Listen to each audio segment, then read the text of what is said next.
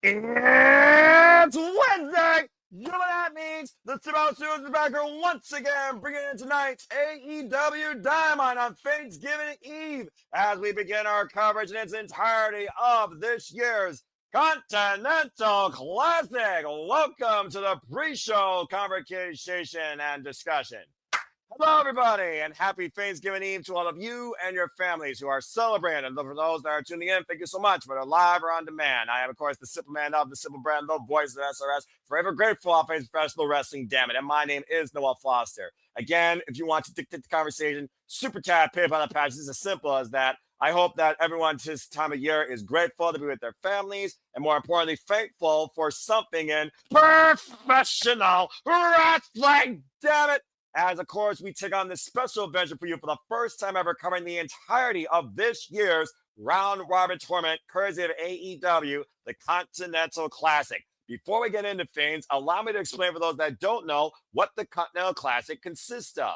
This is AEW's annual round robin tournament for the third time ever. It will consist of two blocks, the Gold League and the Blue League. The rules go as follows. 20-minute time limit per match, 3 points for a win, 1 point for a draw, and everyone is banned from ringside. And if anyone should get involved, they will be banned from AEW. This rule has kept the integrity of this tournament now the last 2 years due to the severity of the consequences as we enter this year's Continental Classic for the third time.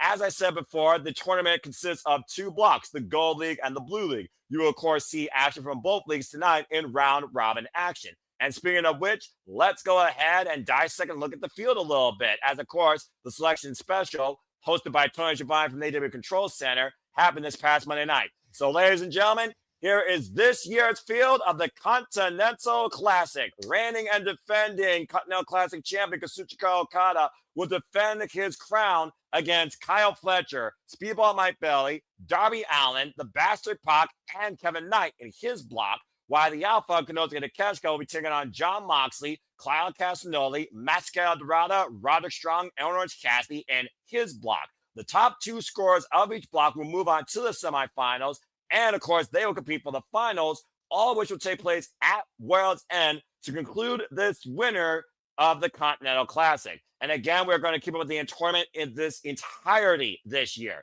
Tonight, it kicks off with AEW Dynamite Thanksgiving Eve as we have reigning and defending Continental Classic champion Kazuchika Okada taking on the Pro Star Kyle Fletcher, who beat him in last year's Continental Classic in round-robin action and went virtually undefeated before Mark Briscoe beat him. Jon Moxley, who is entering his second Continental Classic, will take on Mascara Dorada for the first time ever in his first Continental Classic. Jon Moxley made it to the finals in 2023, only to lose, of course, to the inevitable winner, Eddie Kingston.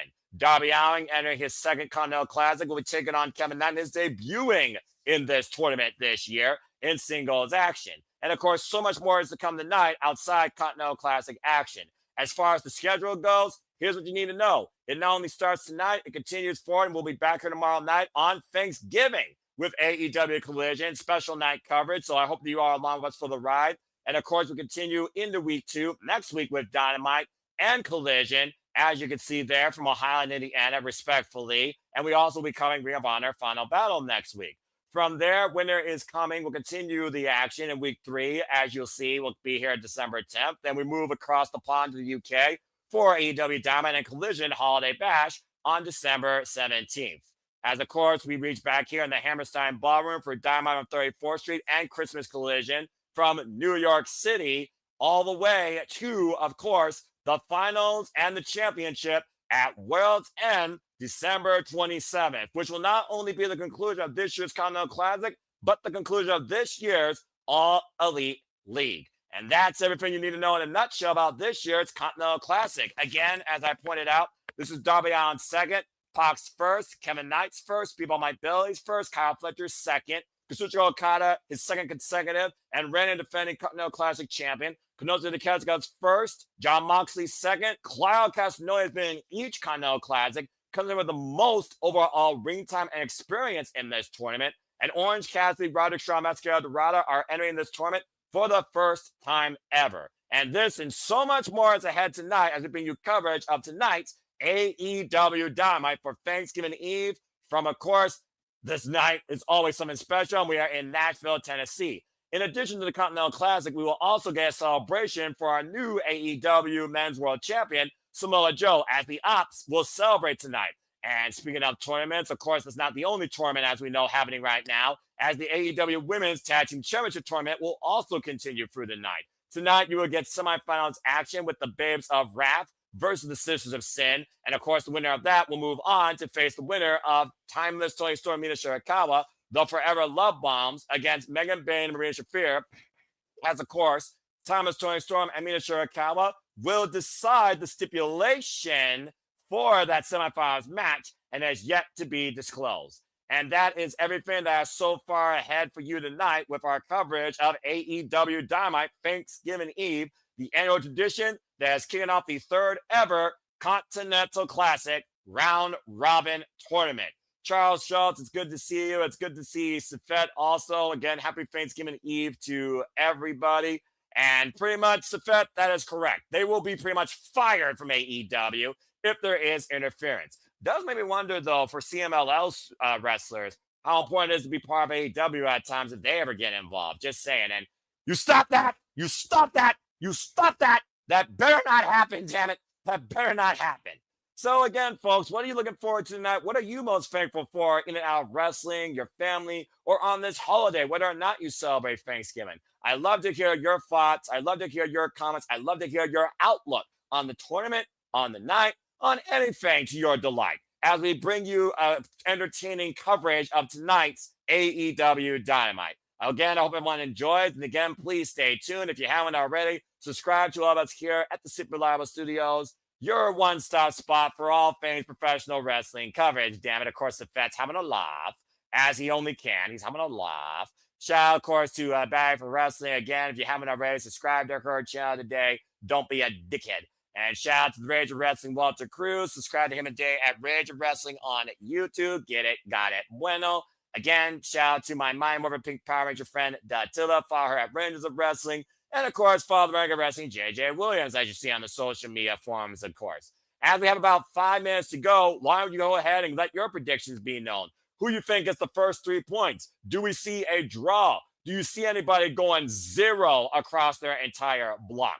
What could be the biggest upset? Who could be the biggest wild card? Who are your 2 picks for each block? Who is your top seed and your second seed in both the blue and the gold league? Of course, last year it was Ricochet and Kazuchika Okada, and Will Ospreay and Kyle Fletcher face each other respectfully, as Will Ospreay and Okada met in the finals, and Okada won his 5th round robin tournament ever, tying Mr. August himself, Masahiro Chono. As Kazuchika Okada right now looking to become the greatest tournament wrestler of all time with his 6th round robin tournament win, as again he comes out as reigning and defending AEW Continental Classic champion and the Continental champion now for over 600 days. Speaking of things that have changed, of course, since AEW Full Gear, of course, this is also the follow-up since Full Gear. We have brand new AEW Tag Team Champions, of course, in FTR. And, of course, Chris Statlander is still where it's at, as she is still the reigning and defending, successfully beating Mercedes Moné, AEW Women's World Championship.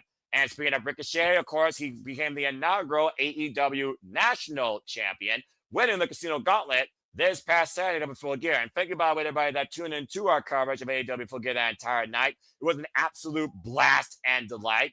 And again, Kyle Riley, there was potential for him to be involved in this year's Continental Classic, but unfortunately, due to injury, it's not going to happen. My well wishes go out to the Violent Artist in his recovery. Sandy here. Hello, Sandy.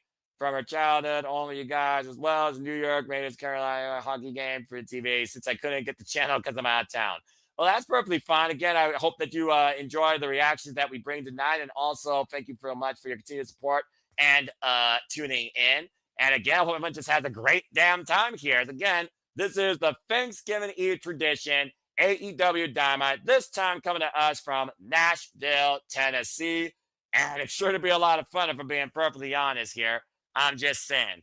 Just to give you guys a little bit more of an outlook, let's go ahead and talk about the matches real quick as we get ready for the start of the Continental Classic. Kyle Fletcher, again, low blow Kazuchika Okada last year and beat him during round-robin tournament action. Of course, going on in undefeated street until Mark Briscoe beat him. as Kyle Fletcher just lost the TNT Championship to Mark Briscoe at AEW Full Gear this past Saturday. Kyle has declared himself to be in the Continental Classic, questioning the friendships now of both Kazuchika Okada and Konosuke Takeshita. The Proto Star looking to win gold through this year's tournament and maybe off the Rainmaker. Beach. As Kazuchika Okada and Konosuke Takeshita right now is the fever dream match everyone's hoping for in this year's finals, as both look to prove who is the better wrestler and probably the better Japanese wrestler of all time. Again, I'm not sure which way it's going to go. This honestly could go to a draw. I would love for this to be the opener, if I'm being perfectly honest here. And of course, speaking of things that are going to take flight, Kevin Knight ready to jet. Of course, former participant in the Best of Super Juniors, and of course, formerly involved in the Owen Hart Foundation tournament, goes one-on-one with the ever so resilient, relentless Darby Allin, who had a major upset win last year against Will Ospreay. And of course, his semifinals was halted at the end by Ricochet in the Hammerstein Ballroom. Darby Allin looking to have a very strong start, while Kevin Knight might surprise us here, as he, of course, comes in here with zero Continental Classic experience. And of course, both sides of Jet Speed are in the same block and involved in this tournament. So we'll see how far this jet soars or if it nosedives before it truly gets off the ground. So please have your seats in the upright position for this first ever one-on-one exhibition. And of course, going along with the Gold League and the Continental Classic action, we go from the Gold League to the Blue League, as the other match we'll see tonight will be Jon Moxley versus Mascara Dorada. With his confidence probably calling question not only for himself, but for his Death Riders, can Jon Moxley make waves like he did in the first Continental Classic all the way to the finals with nearly a perfect score of 14-0-1, taking on Mascara Dorada, who's been impressing everybody outside of CMLL, Ring of Honor, and AEW, the king of the ropes. As, of course, Jon Moxley will have to contend eventually with his emissary of destruction and violence, Claudio Castagnoli. And you gotta wonder if Jon Moxley or Claudio Castagnoli would not only define each other in the Continental Classic, but the Death Riders as we know them. As, of course, we are just minutes away from AEW Dynamite taking the airways. I hope everyone enjoys the conversation, coverage, and reactions. And above all else, let's just freaking sit back and enjoy day one of the Continental Classic. Sandy here saying Continental Classic 2025. It's Okada Takeshita in the finals, despite one person saying timing too soon, since Wrestle Kingdom 20 is only days later. Again, Sandy, it does seem like that's what everybody is pushing for here, and you very well could be right. But I've seen upsets, I've seen spoilers, I've seen surprises, so I would not count anybody out here in upsetting or eliminating the Alpha Konosuke Takeshita or Kazuchika Okada. Remember, it's the top of the Blue League face the runner-up of the Gold League, and the top of the Gold League facing the runner-up of the Blue League. Those four men will be involved in the semifinals, while the finals will be determined by those two match winners, and all that will culminate at World's End. As we light the fuse, bring the boom on this Thanksgiving Eve, as it is officially time for AEW Dynamite. Let's freaking go! Oh, man, I love this time of year. I love this season, and I love this Wednesday night tradition. Oh, baby, this is going to be fun. It's Wednesday! You know what that means? AEW Dynamite is live from the Pinnacle in Nashville, Tennessee. Coming up the fallout from Full Gear as we bring you towards World's End through the Continental Classic and this Thanksgiving Eve tradition of AEW Dynamite. Welcome to get everybody into their discussion and reaction. Again, Noah Foster, Walter Cruz will be joining me here shortly. We have an absolutely packed, stacked night, celebration, competition, and of course, a drive to move forward in both the Continental Classic and the AEW Women's Tag Team Championship Tournament. Of course, the Sisters Sins will face the Babes of Wrath tonight in the semifinals, and the winner of that match, of course, will face the winner of Megan Bayne and Marina Shafir versus Timeless Toni Storm, and of course, Mina Shirakawa. As the Continental Classic gives us three matches tonight, and they're running down the same card I just gave you. Kyle Fletcher versus Kazuchika Okada, Darby Allin versus Kevin Knight, Jon Moxley versus Mascara Dorada, and Orange Cassidy versus Claudio Castagnoli has also been added to tonight's event. So we have four matches to kick off this year's Continental Classic. Oh, it's going to be good. I am looking so damn forward to this. Again, thank you all for tuning in. Please like, subscribe, comment, tell a friend. If you want to dictate the conversation, super chat, simple as that. And we're going to kick things off in extreme fashion with last year's winner and the Proto Star. And it's time for Kyle Fletcher versus Kazuchika Okada. Justin Roberts, take it away.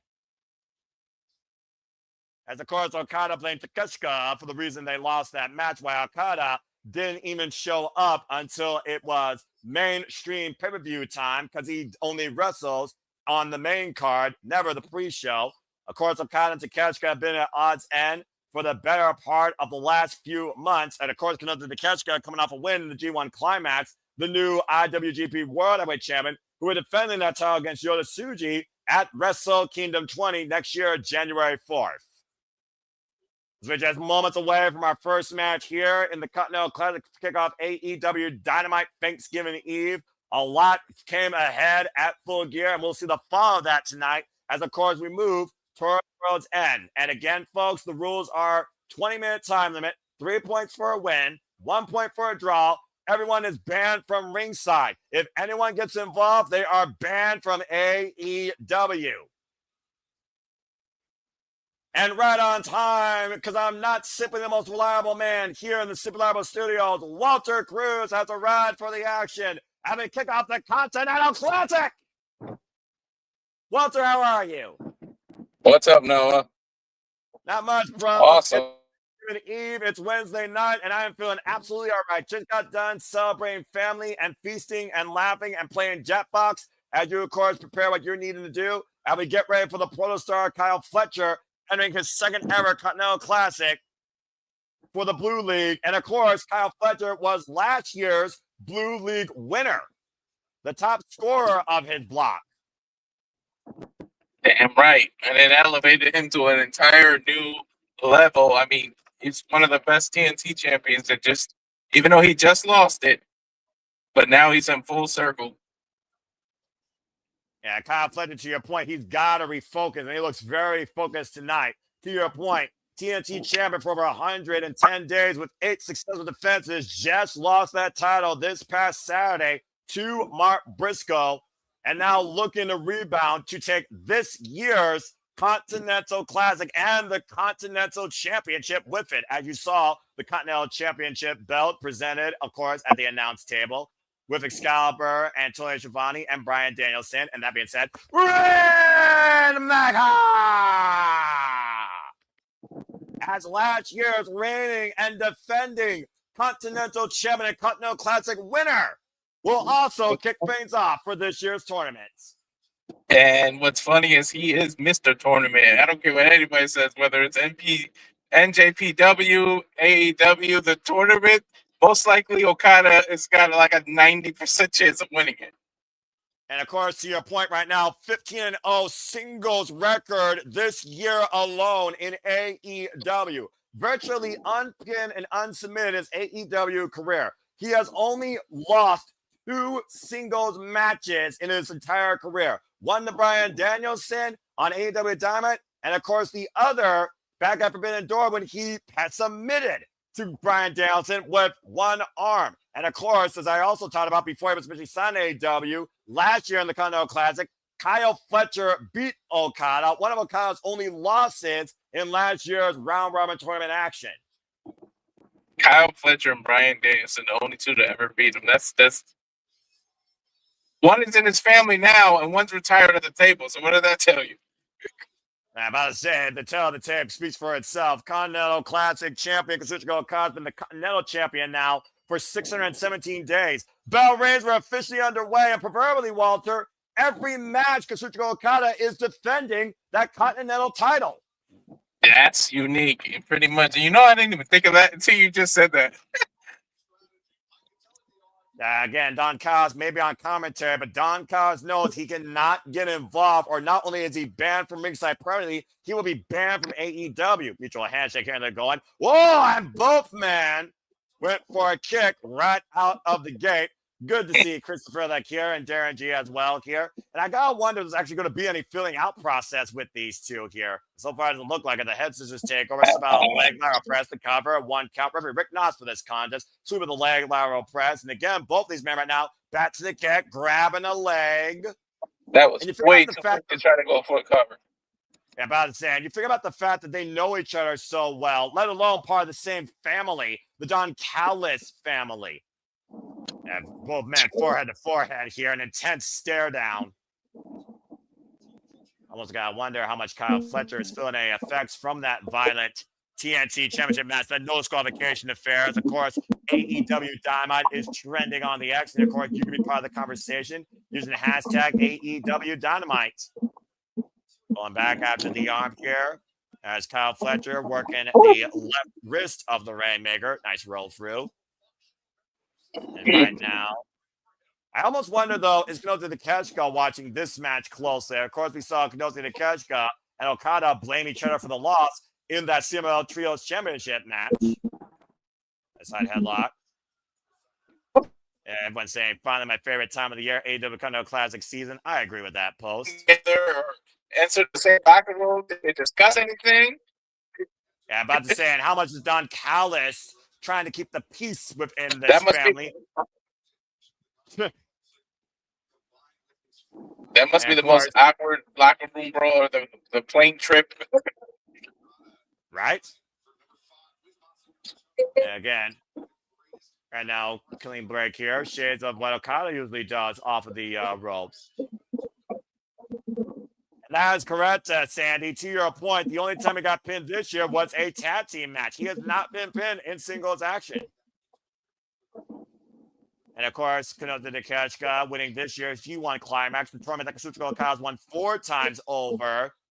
Went on to become the new IWGP World Champion, being Zack Sabre Jr. at Pro Wrestling. Swinging a miss by both men here. Gets the midsection by Okada, the side headlock. Sent off in the ropes. Shoulder block, Protostar. Follow up, shoulder block to Okada. Tip for tap, move for move. What a big boot. And this the job. Oh. Yeah.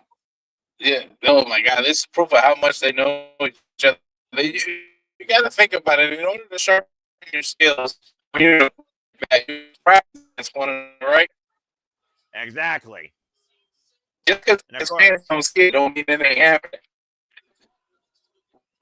And of course, Kyle Fletcher, Kazuchika Okada, we talked about members of the Don Callis family. Kyle Fletcher, big stomp to the forearm. Of course, Kazuchika Okada, reigning and defending AEW Continental Classic Champion, Continental Champion, and of course, the AEW Unified Champion. Scoop slam by the Protostar and the cover. 2 count only. For those that are now just tuning in, again, your Gold League is Darby Allin, Pac, Kevin Knight, Steve-O Mike Bailey, Kyle Fletcher, and Kazuchika Okada. And of course, the Blue League was Kenosuke Takeshita, John Moxley, Carl Castagnoli, Orange Cassidy, Roderick Strong, and Mascara Dorada. A lot of intriguing matchups here. Aside from that blue strong. Vicious Nightmare shot by Kyle Fletcher, the Kazuchika Okada. Right? I don't know if you feel like that's fair to assume, but he's going to be the one at the blue with 0 points. Well, I mean, again, it's one of those things where we've seen spoilers before in these round-robin tournaments. Again, Ricochet was the spoiler of the Darby Allin's chances of making it to the semifinals. And, of course, Commander was the spoiler of the Claudio Castagnoli in making it to the semifinals last year. There's a cover now. And, of course, Kazuchika Okada was also the winner of his block, as Kazuchika Okada was part of the Gold League in last year's Continental Classic. Kyle Fletcher was part of the opposite block, the Blue League. Stomped the leg. And again, drop down. Kyle Fletcher right now focusing on the arm of Okada that he uses for the Rainmaker, that ripcord lariat. Smart strategy here. Stiff stomp right there, the shoulder blades. Kyle Fletcher, former Ring of Honor World Television Champion. Kazuchika Okada, former multiple-time IWGP World and World Heavyweight Champion, and former 6-man number openweight champion. And the Protostar looking to soar. Right? And Rick Knox inadvertently kicked in the ropes by Okada, who takes the base of Kyle Fletcher. Drop kick! Sending the Pro Star to the floor. The most beautiful drop kicks. Well, actually, both these men have beautiful drop kicks. Just Okada's looks a lot smoother. Okada saying, so sorry, bitch. I don't think he means it. Yeah, but I was say Okada's the smartest worker since Ric Flair with this new dirty attitude. And will we see Okada or Kyle Fletcher score the first 3 points? Stay tuned, folks. First one, quiet picture or 4 commercial break on Max. Fuck television. I was just going to say that looked like a setup to a commercial, just the way they did that. I'm about to say it now on the outside of the ring. And technically, count out does still count as a victory. Of course, these matches have a 10 count on the outside of the ring. And that is correct, Charles. Not for the Unified Championship, the Continental Classic for the Continental Championship. A title that Kazuchika Okada is proverbially defending in every single match. And of course, right you know now, I feel like they should install, if you're defending the title for every match, you should be able to earn a bye just because you're the champion. Yeah. But I mean, you know, it's almost like, you know, the IWGP Heavyweight Champion being involved in the G1 Climax. You think about it, they're defending their spot because they're not only trying to defend their choice in choosing their opponent, they're defending their right to call themselves champion because people who beat people during those round robin tournaments get a future title shot. I would imagine the same thing would apply here. And again, Kyle Fletcher beat Okada in last year's round robin tournament action. Yeah, so this is a revenge match. Exactly. In more ways than one. You watching Max or TBS? Because I don't got picture in picture. I'm watching Max, dude. That's why I'm just shooting the breeze, of course, with you here. And again, we always use Max. But again, folks, you can be part of the conversation and live watch on the buzz via HBO Max or TBS. As here at the Survivor Studios, we use the HBO Max service for all Elite Wrestling coverage. And again, as I like to remind you, we are covering the entirety of the Continental Classic this year, starting tonight, moving forward tomorrow with AEW Collision Thanksgiving, in the week 2 with AEW Dynamite and Collision, as you see there, Collision from GalaxyCon, before we cover, of course, Ring of Honor Final Battle. And we move to Winter is Coming in Atlanta, Georgia, followed by Manchester, United Kingdom for the Holiday Bash, Dynamite and Collision. And of course, we return back to the States, the Hammerstein Ballroom for AEW Dynamite 34th Street and Christmas Collision, as we look at the League Finals and Championship culmination at the World's End in Chicago, Illinois on December 27th. Mm-hmm. And about to say, Sandy has a question. Where's Walter? All I see is his shadows. On the road again. Yeah, on the road again. Here we go. Non-copyright, damn it. Non-copyright. Anyway, as I talked about... The 3 hours kills me. I be at stores and shit be like, oh my God, it's 5. That means it's 8. In California, dude, you gotta remember that time differential. That's hilarious, though. But hey, Walter, it's good to have you here. Good to have you, boy. It's good to see you, even if you're in the shadows. At least we know you're here. We can see you more than John Cena. And stay tuned for becoming Survivor Series this Saturday, along with the 15 Survivor Series this Friday night after SmackDown. And return to AEW Dynamite Thanksgiving Day for the Continental Classic opening match for the Gold League. And right now, Kazuchika Okada control the Protostar, big scoop slam. Yeah, and we all know what that usually sets up for if you've watched Kazuchika Okada, as long as I have. Up to the top rope, and Kyle, turnout's fair play. Pushing the referee and taking Okada's base. And Fletcher returning the favor here, saying he's sorry.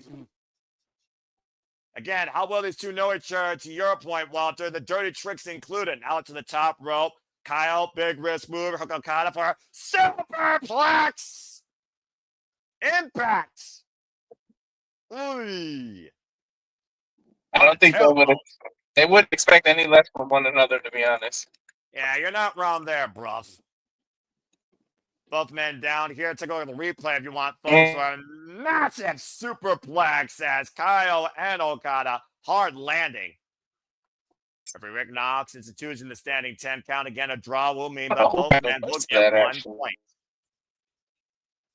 As a Continental Classic right now, Kyle Fletcher, Kazuchika Okada in motion. The Irish whip, the reversal. Kyle off the ropes. Kyle breaks through the Okada. Runs through with a boot. Stiff kick to the face of the Rainmaker. And now Kyle looking to follow with that running forearm, actually. And hooking Okada. Backdrop suplex. Now the cover. 2 count only. Okada pulls out. Woof. Yeah.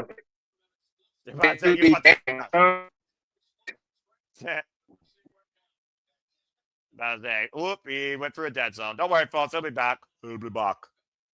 As Walter Cruz tries to look for a clear signal, Kyle Fletcher looks for a clear way to become a champion once again. AEW now trying to hook Okada up, pause for a tombstone. Okada hooking the head of Kyle with a neck breaker over the knee. And of course, excuse me, Najee McGuinness, Excalibur, and Tony Schiavone on commentary right now for the time being. Excuse me. Now Okada looking maybe for that top rope elbow drop. Of course, Shuchika Okada beat the inaugural Continental Classic champion, Eddie Kingston, who beat Jon Moxley back in 2023 and won his Continental Championship, Eddie Kingston, at the Coca-Cola Coliseum in March of 2023. It's a hell of a hot match here right now. And Okada dropped Kyle with a big forearm. And Okada drops the elbow for the heart of the Proto Star. And we've seen this before. Cameraman, get ready for my wide shot. Fuck you. Shaking bastard. Every time. Now Kyle. Wrist control. And Kyle ducks underneath. Oh! Fletcher counters that. And then shoulder suplex. Countering the Rainmaker attempt. Again, 1 point for a draw, 3 points for a win, unlike the G1 Climax. Now Kyle lining up the Rainmaker. Okada goes to the outside. A hot start here tonight. Again, these matches with a 20-minute time limit. PK denied. Okada. Drops Kyle face first on the apron. Oof. Uh-oh. DDT! Draping from the apron to the floor. Good Lord. Dropped hard on his head. Concussive effects, no doubt, still lingering on the Proto Star from that damning TNT Championship no disqualification match. Crowd chanting, this is awesome, and I firmly agree. There you see, of course, the beautiful AEW Continental Championship, the crown jewel that will be presented to the winner of this tournament. And now Okada with Kyle up on the shoulders. Heavy rain. Okada with the cover, hook at the far leg, and Knox gets a 2.5. Woof. Almost feels like everyone's just bidding right now to be the leader, the captain, the front runner, the A player of the Don Callis family. And now Okada just toying with Kyle Fletcher here. Not a wise move to prod the Proto Star, in my opinion. Of course, Okada, one of the strongest mental games in the business, loves to test himself as much, if not even more, than his opponent. Clubbing forearm exchange here. Okada getting the better. Now going up the ropes.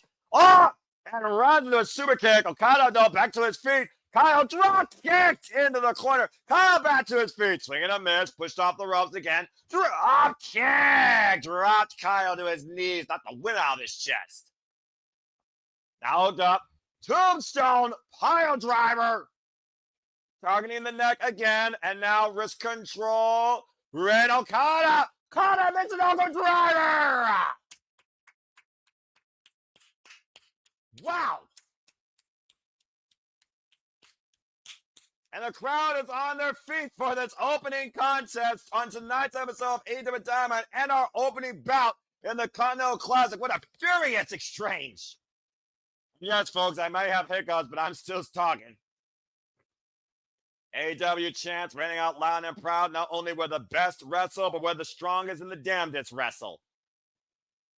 And of course, that first match can be so pinnacle to your momentum in this tournament. Kyle Fletcher, who went literally undefeated in round robin tournament action before Mark Briscoe had his first loss, stopping the Proto Star at 9 points, ending with 12 overall. Now Kyle Fletcher and Okada, both men finding up to their feet. The fatigue's got to come into play here eventually. One of these men literally might give Big elbows being delivered now by the former TNT champion, lining up Okada. Discus denied Okada. Now the backslide. Roll through. Wrist control. Rainmaker! A short range Rainmaker maintaining wrist control, not the 4 torque through it. And right now, again, Okada looking for the full force. Kyle Fletcher getting out of the way. Once again, caught by Okada. Look for the Emerald Frozen. Kyle again, able to counter. Long darting the Continental Champion in the corner. And now hooking up Okada for a last ride. Power bomb, liner bomb, counter 2, and Okada kicks out. Oh, my word. Woo! This is what happens when you drive yourself to be the best by any means necessary with Don Callis influence. Good Lord. Okada lined up for the protostar, Kyle Fletcher. The flying kick, back of the head. Now hooking up Okada again. Possibly looking for that brainbuster. Okada must skip out the back door. Whoa! Push almost to Rick Knox. Wrist control. Real Rick Knox almost got contacted again. Kyle hits Okada with the flying kick. And now hooking Okada up. Brainbuster denied. Knee to the top of the head. Ring of the eyes. Ring of the eyes. Desperation sitting in for the Continental Classic champion. And Rainmaker roll through counter cover. 2. Kyle got him. Kyle got him.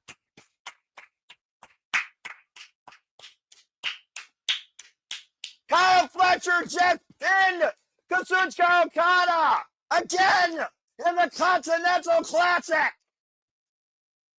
Wow! 2 Continental Classics in a row. The Rainmaker falls to the Protostar, and Okada starts with 0, while Kyle Fletcher starts the league with 3 points. An incredible opening match. I can only imagine what's going through the Rainmaker's mind. As gold and blue the action still to come tonight, Kyle Fletcher kicking things off with another huge 3-point win over this year's reigning and defending Continental Classic champion. And both men with a dubious means to try and do it, it was a counter roll-up that led to it. Pure and simple. So they're coming tonight, Darby Allin, of course, Kyle Casanova versus Orange Cassidy, Darby Allin versus Kevin Knight, John Moss versus Mascara Dorada, and Kyle Fletcher with the handout. Okada actually shakes the hand of Kyle Fletcher. You gotta respect that. It looks like Proto Okada might have solved old wounds, at least for the night. Standing ovation for that match, by the way. What an opener. Wow. Kyle Fletcher kicking back into full gear following what happened at Saturday night. We got a moment to breathe. Well, what about that? Kyle Fletcher beats Okada again in the first match this time of the Continental Classic. What a win. Let's go ahead and take a look at your comments here real quick. Safet and Darren both saying, what a match. Safet saying, holy shit. Okada lost. You're damn right he did. And of course, Elizabeth saying, Fletcher is so focused. Okada is starting to meet his match to former Kyle Fletcher. Very well possible. As we go backstage to Kenny Omega with Lexi Nair. Oh, man. Safe to say the Young Bucks and Kenny Omega reunited. Complicated answer. Haven't been on play, my old friend. Last few years, see me do things I'm not proud of. And I was once fooled by Don as well. Be a hypocrite to not take all that into account. Really? Still hard to see where the Bucks and him stand. If his friends wouldn't accept for who he is, for my faults, the fans wouldn't accept me for that way. Who might say that the Bucks don't deserve a second chance? And some very poignant words of humility from the cleaner Kenny Omega when it comes to the elite. Oh, hello. Oh, look at that. Mad Nick Jackson coming out of Kenny Omega's locker room. Lexinair, you might have got your answer already. Well, will there be peace when they are done? Is the Elite truly back? That's still to be determined. But coming up next, from the Continental Classic to the AEW Women's Tag Team Championship Tournament, we return from this commercial break. It will be the Babes of Wrath versus the Sisters of Sin. Will the 9-go Harley Cameron taking on Sky Blue and Julia Hart, where, of course, the winner of this match will wait to see who they will face in the finals when it comes to Megan Bayne and Marina Shafir, still to come later in this AEW Women's Tag Team Championship Tournament. As we take another commercial break for right now. Fuck television. Oh, my goodness. That was fucking incredible, first off. What an opening contest. Wow. All right. Well, I'm a little winded. Let's go ahead and see what we got here from Sandy. Okada better not end up like the Knockout Brothers, though, as this tournament moves along. Still stunned they lost to Roman and David Finlay to begin the World Tag League. I am too, actually, but it just goes to show, just because you're the champion doesn't mean you're not untouchable. I almost feel like being champion puts you at the most pressure because you have to prove a point. Everyone else has to gain. You have everything to lose. And Okada and Fletcher just proved that tonight. Kyle Fletcher beat Okada. That's huge. Period.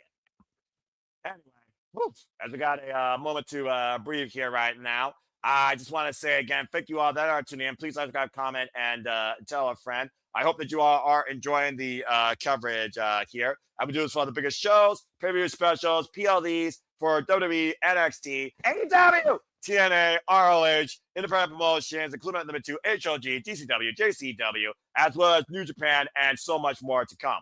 Again, please stay tuned. Out of the night, we'll be back tomorrow night to cover Thanksgiving Collision as the Condo Classic continues. We'll be back here Friday night for Survivor Series City Predicting. That's 10:30 p.m. Eastern Standard Time live right here at the Cements brand. Me and a gaggle of fools, including Jeff Mudder from Egypt, who will be there live. And we'll be here this Saturday bringing you our own countdown with live music from our friend Ariel of the Survivor Studios and the Jeff Meacham Network and Jeff Meacham, as well as our coverage of Survivor Series Saturday night before we shift once again into your weekly moderate conversation of wrestling madness known as the Saturday Shenanigans. So I hope you buckle in for a feast of content this week with us here at Survivor Studios regarding all things wrestling. And shout out to my AEW fan, of course, on the X and social medias. And again, it's a delight for me to be here with you all once again, preferably in this commentary seat, as I love to do this for all the fans that I can and all the friends here. And of course, the Knockout Brothers, by the way, 0-2, they lost to the house, even though it's early. The less time about the House of Torture, the better off that we are, Sandy. I'm just saying. And despite the fact she's a fan of them, don't be a dickhead. Subscribe to Data Barrett for Wrestling. Follow our friend Shadowbat Ash on the X, Barrett for Wrestling. You can find her on YouTube. Expect more content to come from her regarding New Japan Pro Wrestling, pop culture, and so much more. Appreciate you, Ash, as always. All right. Well, again, as we get ready for what's ahead, we are going to continue forward with the AEW Women's Tag Team Championship Tournament. As I said, the Babes of Wrath, Harley Cameron, and Will Nightingale will take on Julia Hart and Sky Blue. This is a semifinals match, as of course the Babes of Wrath beat Athena and Mercedes Moné, while the Sisters of Sin beat Jamie Hayter, I'm a hater, and of course Queen Aminata. The winner of this match will move on to the finals to crown the inaugural AEW Women's Tag Team Champions, while waiting the winner on the other side of the bracket of Toni Storm and Mina Shirakawa taking on Megan Bayne and Marina Shafir. As of course, this past Saturday, we saw these 4 teams in 4-way tag action where Toni and Mina got to win and pick the stipulation yet to be determined for their semifinals match against Megan Bayne and Marina Shafir. And speaking of Full Gear, of course, we saw the Proto Star rise to the occasion, being the Rainmaker tonight, but Mark Briscoe rise to achieve his destiny, becoming the brand new TNT champion. Let's hear from the TNT champ. Yeah, the words, you know. I lost. The most important thing to me. Talking about family, man. I lost my brother. I had myself, man. It's been a long road since then. Didn't know if I want to carry on. I didn't know if I want to do this anymore without him. But I had to make him proud. It's us. And failure after failure, after defeat, after defeat, after loss, A disappointment. A disappointment, man. But you know what to say? This time of season for everything. And when family's online, and my crew, my boys, my family, the conglomeration, yeah. That changes everything, man. Got my road family, got my home family. This for both of them. This for both of them. My nephew, my nieces, my mom, my dad, my wife and my kids, my sister, my in-laws, my in-law sisters. For Sussex County, Resi. Here for you, dog. We did it, baby. Damn right you did, boy. Mark Briscoe, be proud. Brand new TNT champion. Congratulations again to Mark Briscoe. And again, you all can follow our coverage of Full Gear in the archives of our studios. You can go check it out on HBO Max Live if you want to watch it yourself. As we get ready now for the AEW Women's Tag Team Championship Tournament semifinals to get underway. Oh, boy. Spooky Bitches versus Power and Unorthodoxness. Julia Hart and Sister Sin. Sky Blue have arrived. The Triangle of Madness. And, of course, many people have already put Sky Blue and Julia Hart in the conversation as the inaugural AEW Women's Tag Team Champions, of course. And, of course, if they want that chance, they have to advance through their opponents tonight in the Babes of Wrath with a victory over Will Nightingale and Harley Cameron, of course, from Blood and Guts.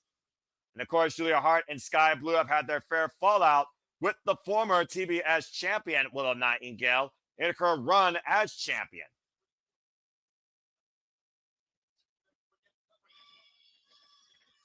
And here comes something that you just got to smile anyways to or feel the wrath, the Babes of Wrath. Harley Cameron coming off an incredible effort against Athena for the Ring of Honor Women's World Championship after pinning Athena and eliminating her and Monet from this tournament. Of course, Willow Nightingale, former TBS champion, former NWA Strong Women's champion. It might be the most infectious personalities here on our screen right now with this bubbly, wild, beautiful, multi-talented duo.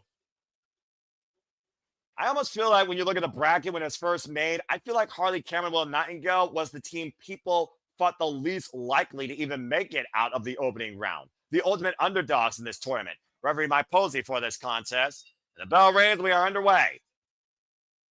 Julia Hart and Harley Cameron. Looks like they will kick things off here.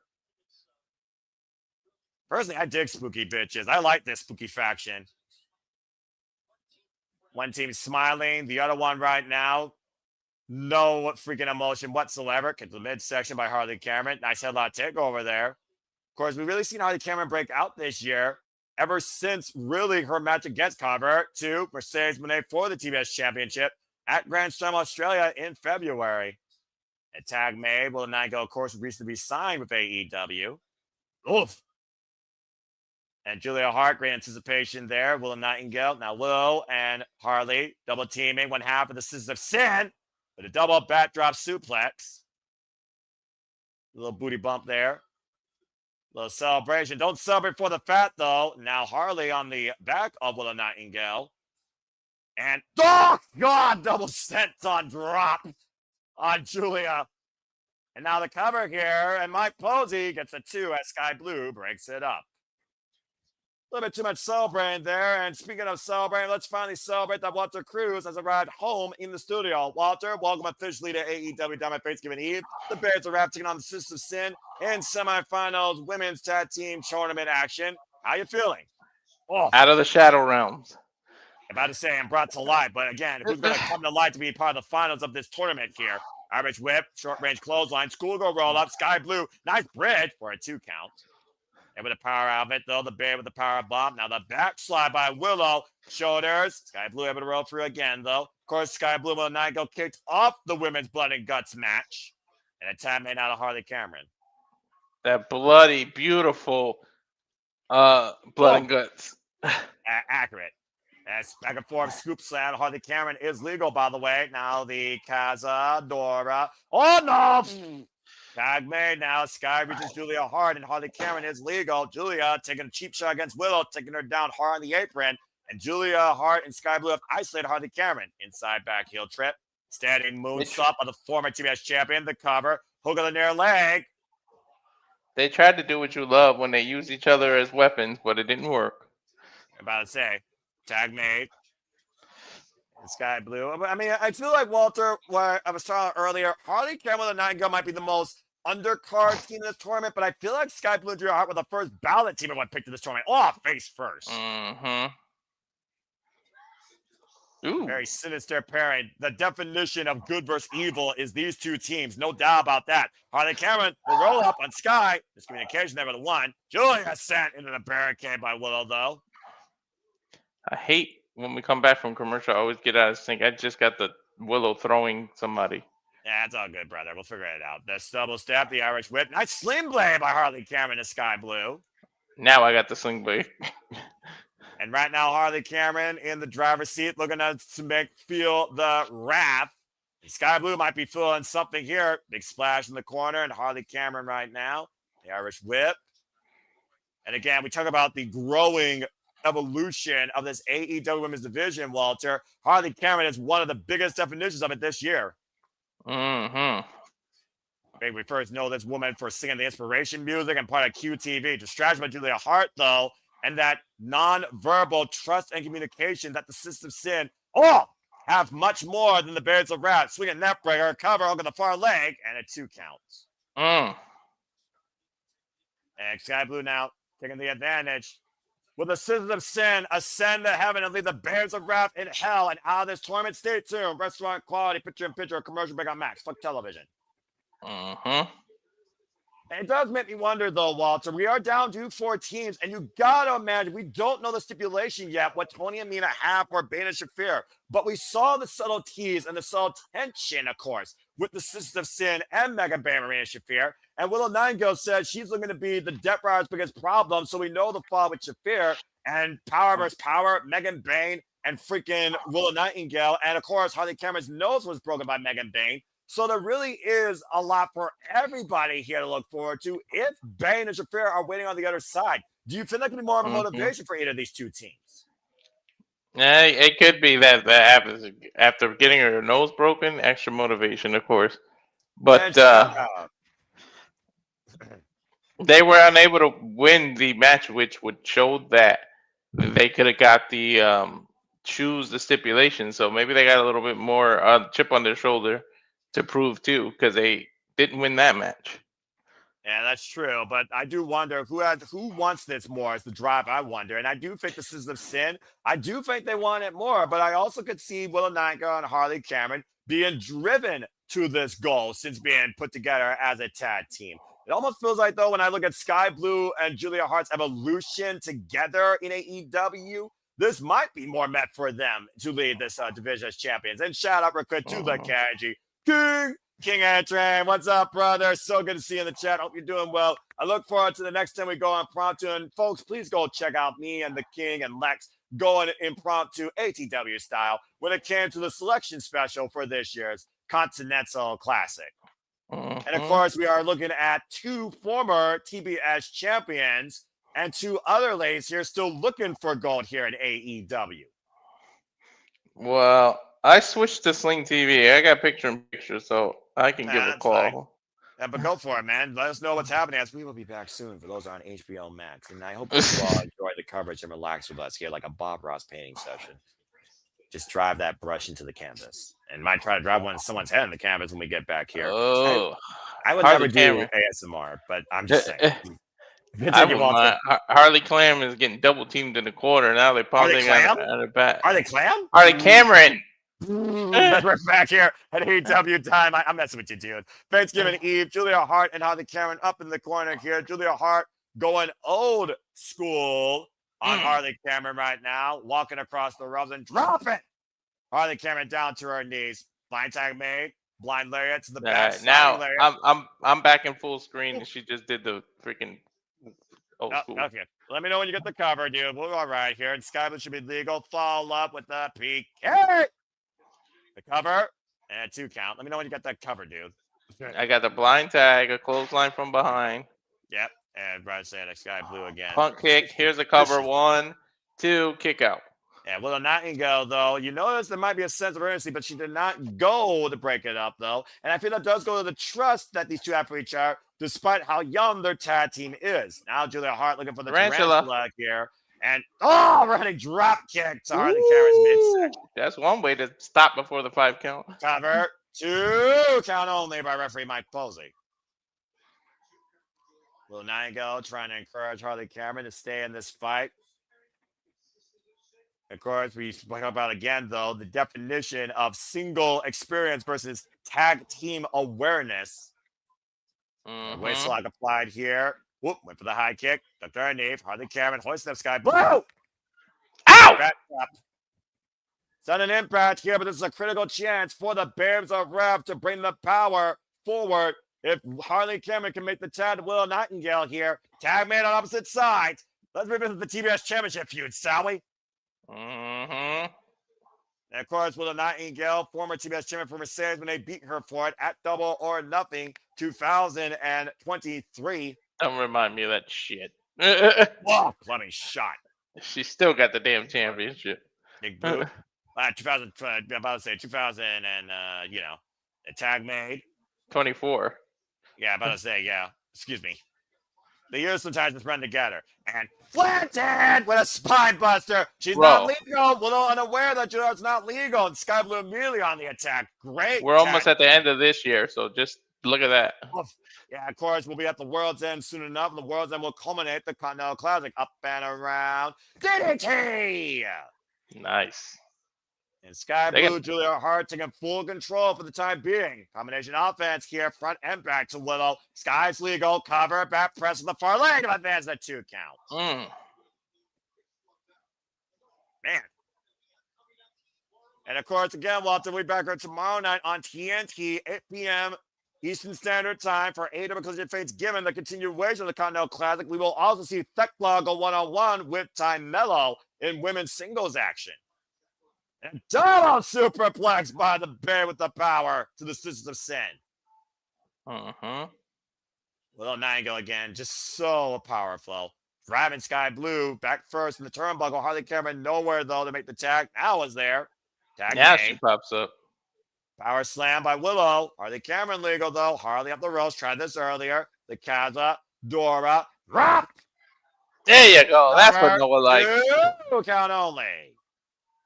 And Sky Blue able to kick out. It's a great tag team. When you use your partner as a weapon. Especially if it leads to the win. And I do think Harley Cameron is very close to that doorstep. Ooh! Rising knee strike. Harley in the Sisters of Sin corner. And Julia Hart eats a cheap shot, though.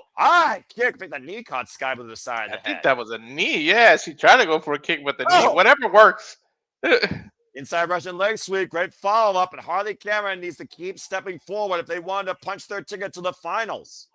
With something big out of the corner to the second rope, clubbing shot to the lower spine. And right now, block Cheeky Nando, South Dragon Wrestling, JJ Williams. Good to see him in the chat. Always appreciate him. Power bomb by Sky Blue. I'll get his thoughts into this match. And right now, the Sisters of Sin, Julia Hart, with the setup, big chance here. Looking for that top rope. Picture perfect moonsault. No, she missed it. She jumped too far, and she looked so good doing it. That was poor positioning by Sky Blue. Put Harley Cameron way too close inside. That might cost them here. They are still isolated, though, with Harley Cameron. And the double soup face first. Stereo thrust kick, combination by the Sisters of Sin, bending Harley Cameron backwards. Ooh, did you see the way she landed? Ow. Yeah, no kidding. That could hurt her hamstring. That might be what the Sisters of Sin might be going for here, for all we know. Looking for a double team here. Possibly a magic killer. Harley Cameron flying back, eats another stereo super kick. Staggered on spaghetti legs. Irish whip, blind tag made by Willow. And again, Harley Cameron does leave the banner, meeting of the minds. Backstabber, clothesline. Hey! And again, through the Hearts League goes. We got the bit with the power. Bomb! 3, 2, the round advance to the finals. Oh man, that means that's definitely Megan Bane is gonna advance now. They're not gonna do a face versus face finals. You don't know that, dude. This is AEW. We don't go conventional here. If anything, we've learned about these last 2 weeks about this company. But we just saw the Bears of Wrath are our first finalists. The Sins of Sin are eliminated. Bane And that means Willow Niagara and Harley Cameron will face Megan Bane, Ramina Shafir, or Timeless Totally Storm and Mina Shirakawa to determine the first ever AEW Women's Tag Team Champions. That's his prediction. I mean, I think we all feel that way.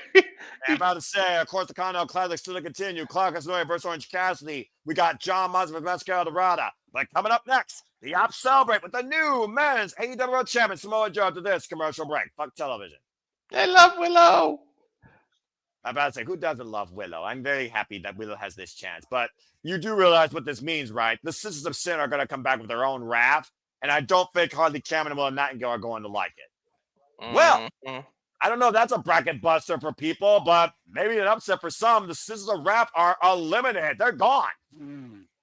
Now, acknowledge here, of course, the chat. Shout out again to the Renegade Wrestling JJ Williams. I appreciate you, bruv. Again, folks, please follow the Renegade Wrestling JJ Williams. There you, of course, see the social medias there. ROWJJ Williams for festive holiday content and also a new series about how two sons can tell a story, if not the same story. Again, follow the Renegade JJ Williams as always. Casting Studio, it's Casting Studio, ROWJJ Williams on the X, and the Renegade JJ Williams on the Instagram. Appreciate you always, bro. Now, let's see what he's got to say. What up, guys? I got an early prediction for the C2 finals, and I want Noah's thoughts.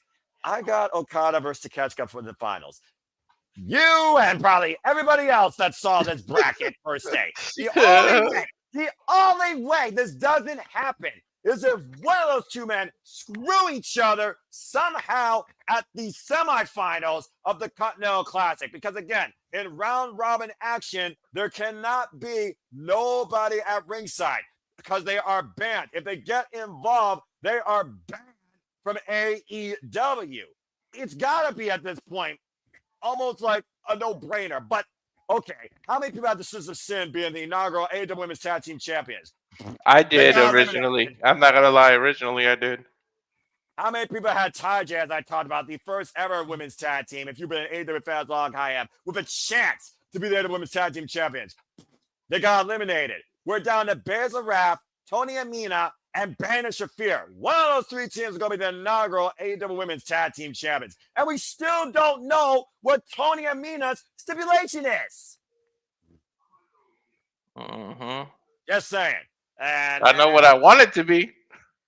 Stop it. Someone already said it. You stop it. You're a Guys, the fact you can put the hashtag up. Oh, you already did it. Damn it. And, standing here with a hot take. It's going to be Tony Mina in the finals. Shafir choked Mina out a few weeks back, so Tony Mina get revenge and face Bears of Wrath in the finals.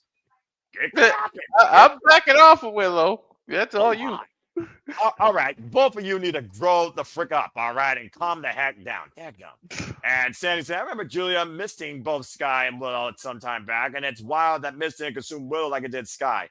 Not everybody can be corrupted by evil, per se. I know I haven't yet, and I deal with these yahoos on a weekly basis. How I'm not corrupted is a freaking miracle by God. You get corrupted when I talk about Mina. You made puns the other day. I do corrupt you.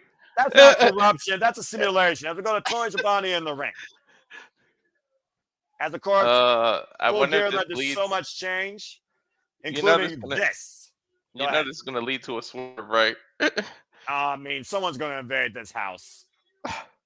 As of course, we have a new men's AEW World Champion, the Ops, Samoa Joe. Let's welcome in the new AEW Men's World Champion.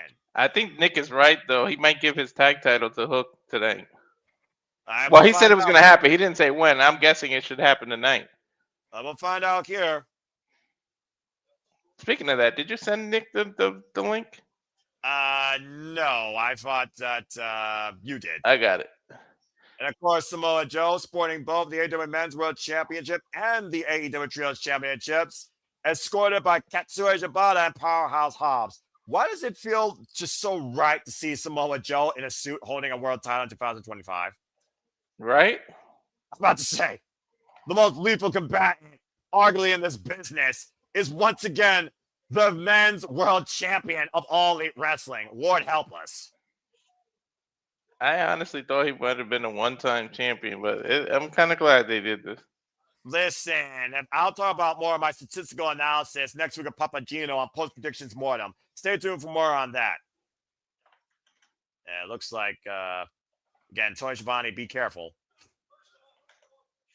I would give them the mic and leave the fucking ring. If I was Well, Tony. again, Tony Schiavone, no respect for him as Joe takes the mic. Beat you to the punch, Walter. Look at that scar.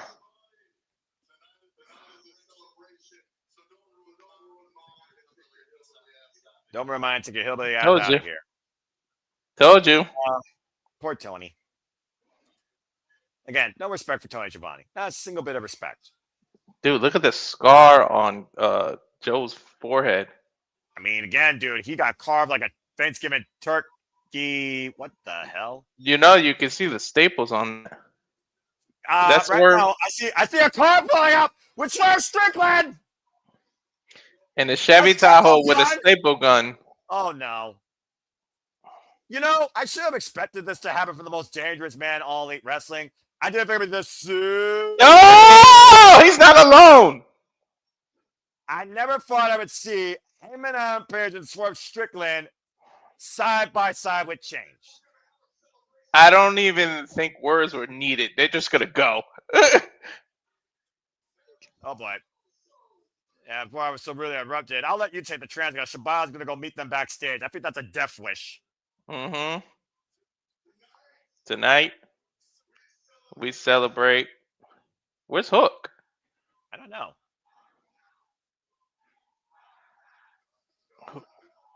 Whose house? Swerve house. Here comes the Ops Dojo. Those yahoos. Did the dojo grow? I don't know. That looked like more people than Swerve took out last week. I mean, after the one guy had his arm snapped in half, I mean, Joe needed to go back to more students. Mm-hmm. Unparalleled splendor. The hell does that mean? I have no idea, but you can see the stitches in Joe's head. When Joe speaks, you listen. Everything went to plan. The big Will Hobbs, amazing feats of strength. Yeah, he Boy ripped the damn chain off the door. Mm-hmm. On a Hangman muscle in the buster middle. with the Hell damn yeah. championship. Out of the Can't corner. think he did at Wrestle Dream. And I told you there was like no room to do the buckshot. I knew something would have had to happen. They had to wait till that door opened. Swerve and Heyman together, though, might be the most lethal duo in AEW history. I surprised you so you can better understand how we got here today. I think they're going to show a video package, Noah. I think they're going to show that the odds was never lacking and Hook was always part of the plan. I told you he was his mentor. I knew it was going to happen. I like saw it coming. Yeah, about to say. Opportunity came calling.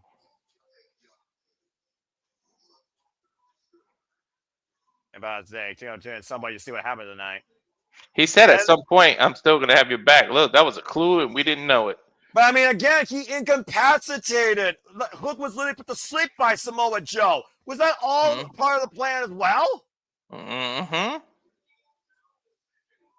The fact of the matter is, Hook literally cost him and Page the men's AEW World Championship. Mm-hmm. That's the bottom line. Hook was Judas in Hangman's group. About to say Samoa Joe, the master manipulator, some of his best work. So the fix was in the whole time. A champion that's worthy enough to be called the greatest in this industry. It's hard to argue. 25 years. Without further ado, I told you he's going to bring out Hook and give him the title. Watch. Oh, this is Hook.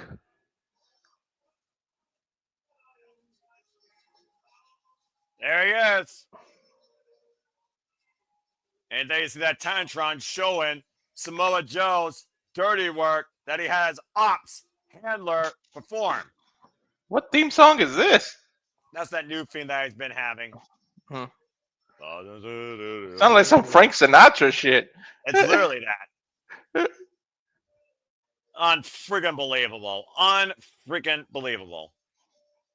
Let's see if he gives him that tag title.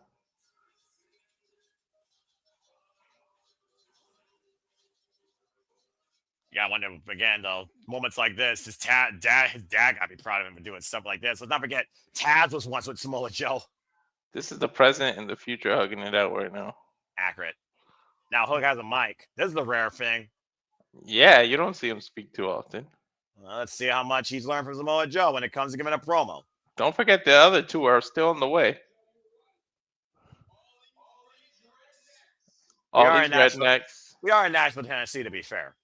are too stupid to realize that they're looking at the greatest second generation wrestler that this industry has ever seen. No, don't get too far ahead of yourself, brother. About to say, yeah, you're really like, tooting your own horns. Do him a favor. Whose house? Whose house? Swerve's house! Uh-oh. I don't think those Ops Dojo boys had a nice run-in with Swerve and Hangman. Mm-hmm. Oh, boy. That's that new theme. There's the burning house, which way, the person he's walking into caused. The person he's walking in here with. Who would have thought these two are not only bound by a chain, but literally burnt down together? Mm-hmm. Oh, boy. I mean, oh, man. And Swerve entering through the audience, armed and ready for war. And I bet you Hangman enters the other side. Well, the Ops Dojo right now surrounding the ring, and Samoa Joe might need far more better, capable sacrificial security. And to your point, Hangman Page, Cowboy Shiznek has arrived in Nashville, Tennessee. Mm-hmm. Where's he coming out of? Of course, the Buckshot Bar. Uh-huh. Taking a shot, too. Whoever heard you can't drink on the job? Right?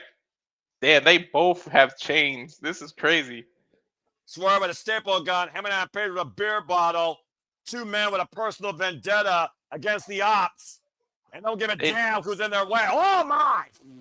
Oh, whoever that goon was, goodbye. Yeah, I'm about to say Samoa Joe sending the sacrificial troops to the slaughter.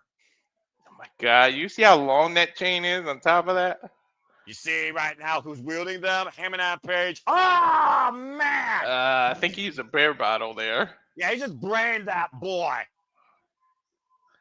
He's looking to brand it. Yo, man. You don't know what's up their sleeve. They could have a third person we don't know about.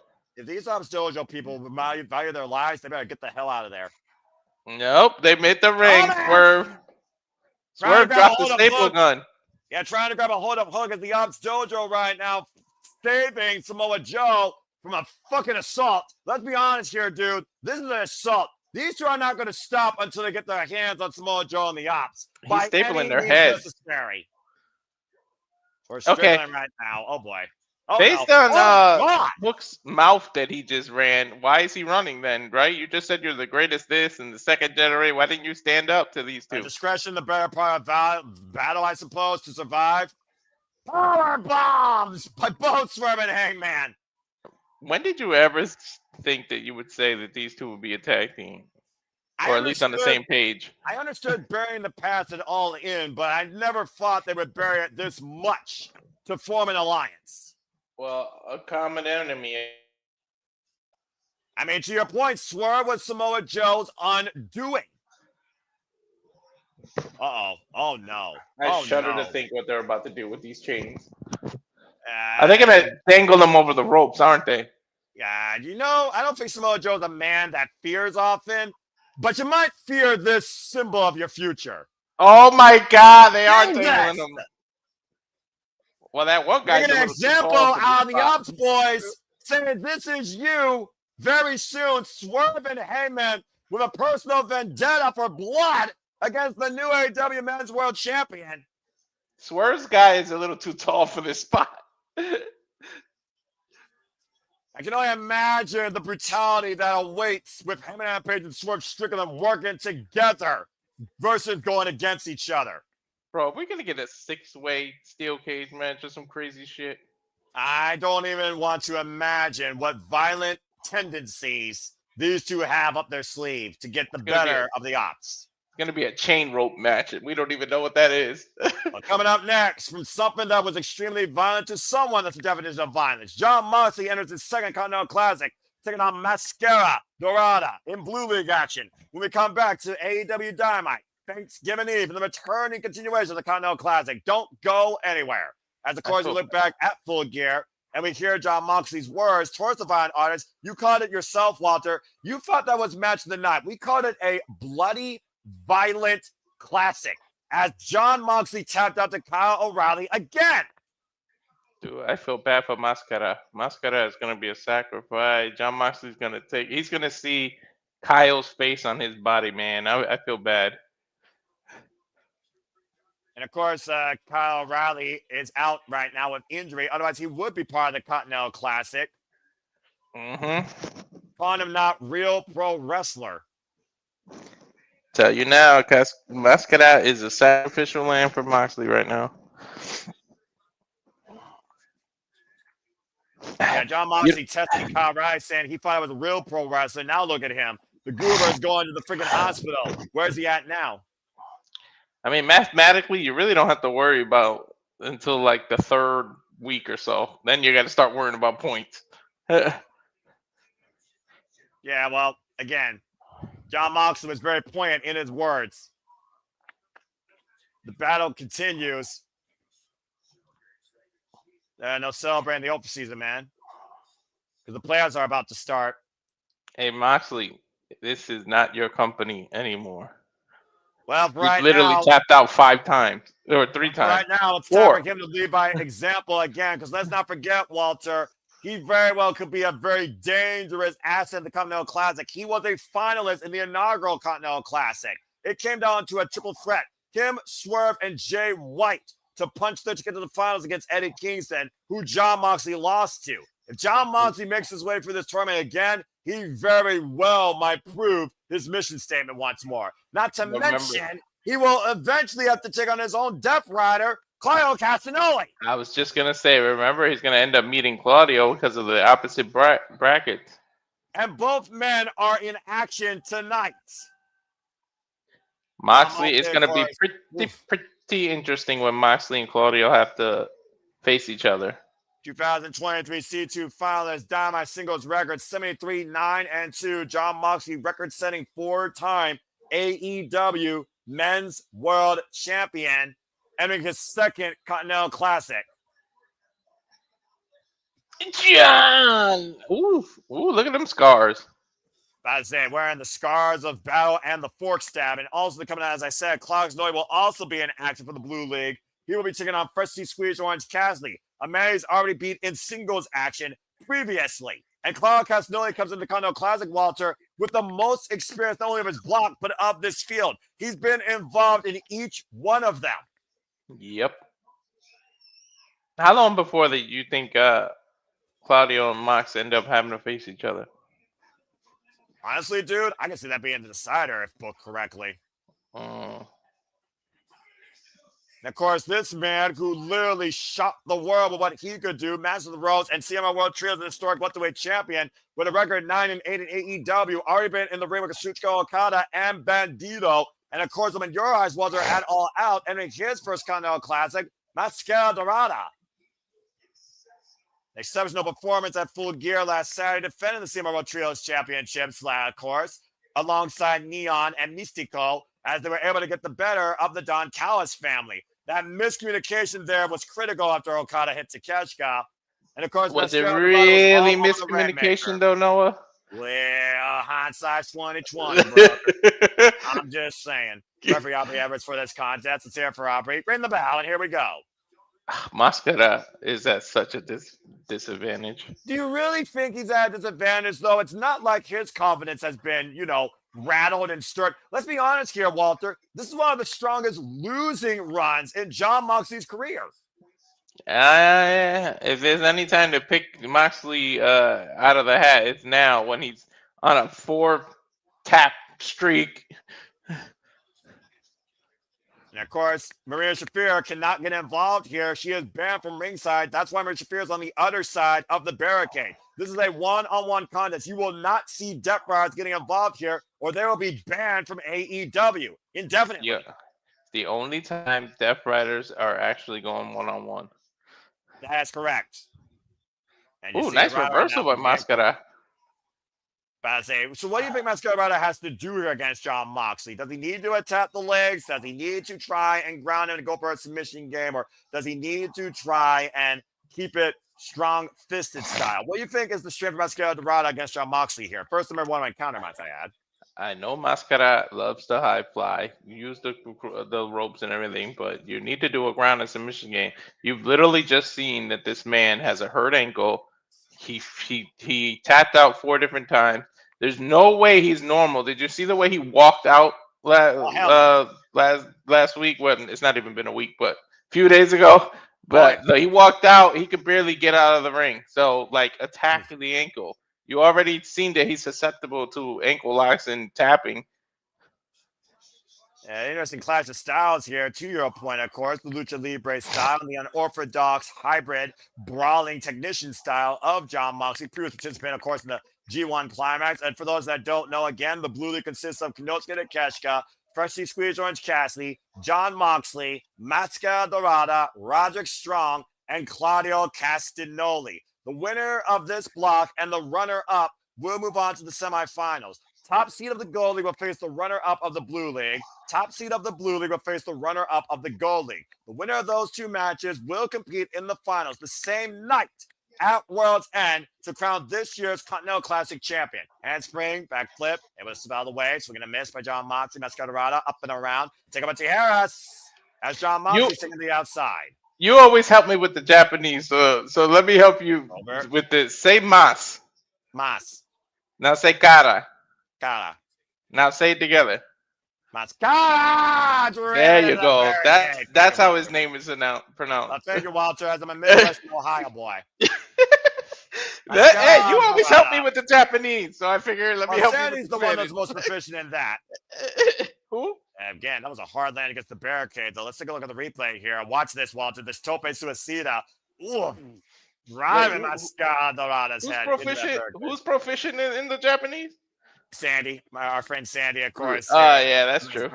She helped us with the Pro Wrestling Noah show. And you think about round robin tournaments, M1 victory, 5-star Grand Prix, G1 Climax, and now we got the Continental Classic here. It's a battle of endurance at the end of the day. You can ill afford an injury or an upset early, if we're being perfectly honest here. That screws you up mentally and or physically.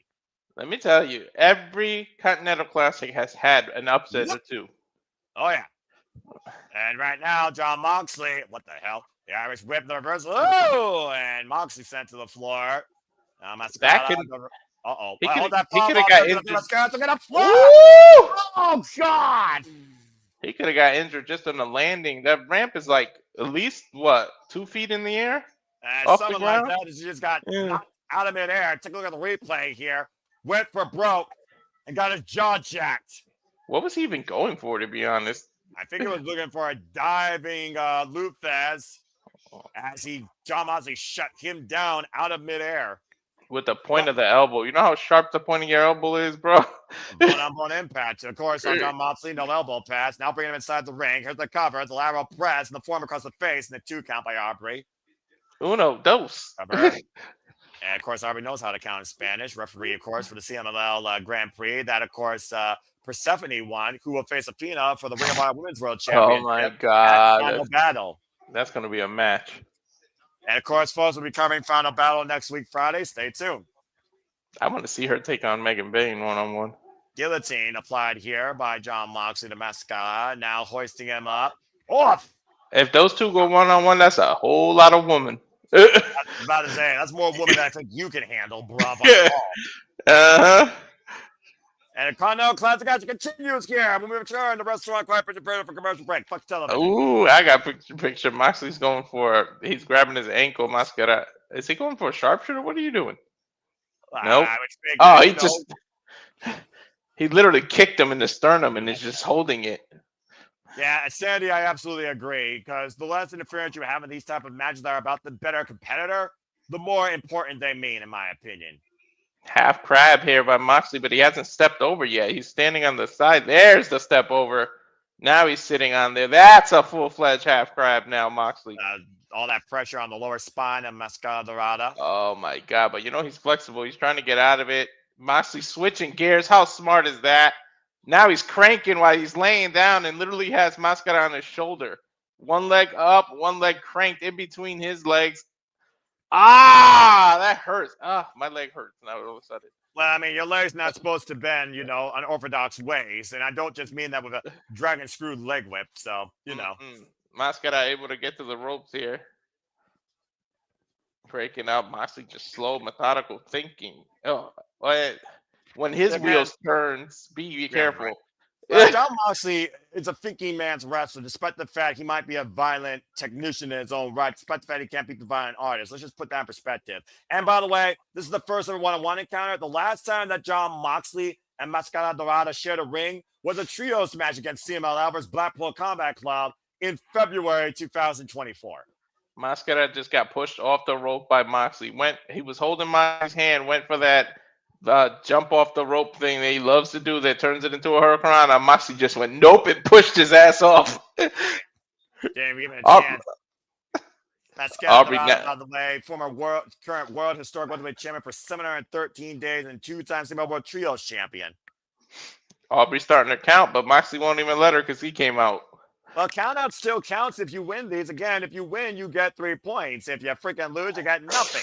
If it goes to the 20-minute draw, both men get 1. But for John Moxley, does he really want that? And does he actually benefit from that? I would say no. Aubrey's giving him leeway. He's pulling the stairs towards him. He literally threw Mascara into the barricade like a Russian leg sweep, but obviously the barricade's in the way. You can't do it fully. Now, front headlock. He's got Mascara on the steps. I think we came back because I'm full screen.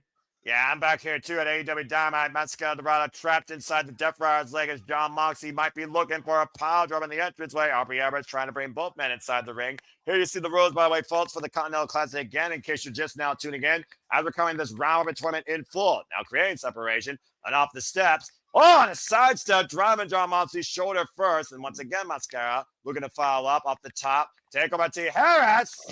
Turn the Death Rider upside down. Nice Tijeras. Again, folks, no one get involved here. Oh, wow. That was almost like a cutter on the barricade. Yeah, his throat definitely hit the barricade, Moxley. If anyone gets involved here, they are banned from AEW. What if it's a CMML person? The top rope, it's a needle arm drag. Yeah, the frustration there by John Moxley, I would say, Walter. Using the ropes for momentum. Hell yeah. Woo-hoo! Tornado kick. Great combination offense here by Mascara Dorada. Now looking to follow up again. Sunset flip. Cover 2. No. Was a leg Cobra as John Moxley able to kick out. That was a nice one. Capacity crowd on hand here in the Pinnacle in Nashville, Tennessee. I love these different venues, by the way, honestly. As a personality, as you don't see a lot. If you really want to interfere, just wear a mask. How the hell is Tony Khan going to know that was you? Let's be honest here. They're not that big of idiots making a cheap-ass luchador called Americano like the other place. There's too much integrity here. I'm talking about like those black ski masks, like, and cover your face. At the end of the day, these tournaments have been too integral since their inception because of the severity of the consequences. They're not going to pull no BS like that. Of course not. I'm just saying. I know. If there's a rule, rules are meant to be broken. Yeah, well, here in AEW, they actually care about rules a little bit more when it comes to certain things, including tournaments that should matter. And the Continental Classic matters here in AEW. Oh, Ace Crusher! Out of nowhere! And again, Okada is Mr. Tournament. I don't care what nobody says. Don't argue. Don't at me. And he just lost his first match. Exactly. Still the kind of night. Orange Cassidy takes on Claudio Castagnoli as both Death Riders are in the same block for Claudio and Moxley, who will inevitably meet each other. And Moxley not just driving his fists, those knuckles, into the forehead of Mascara Dorada. And Dorada, though, able to slip out. Oh, what is this? Moxley up in the chair position. Oh, Oh! that's unique. Down with that net breaker by both arms. The cross arm, the cover, and 2 counts. Oh, Moxley, you gave your arm to him, though.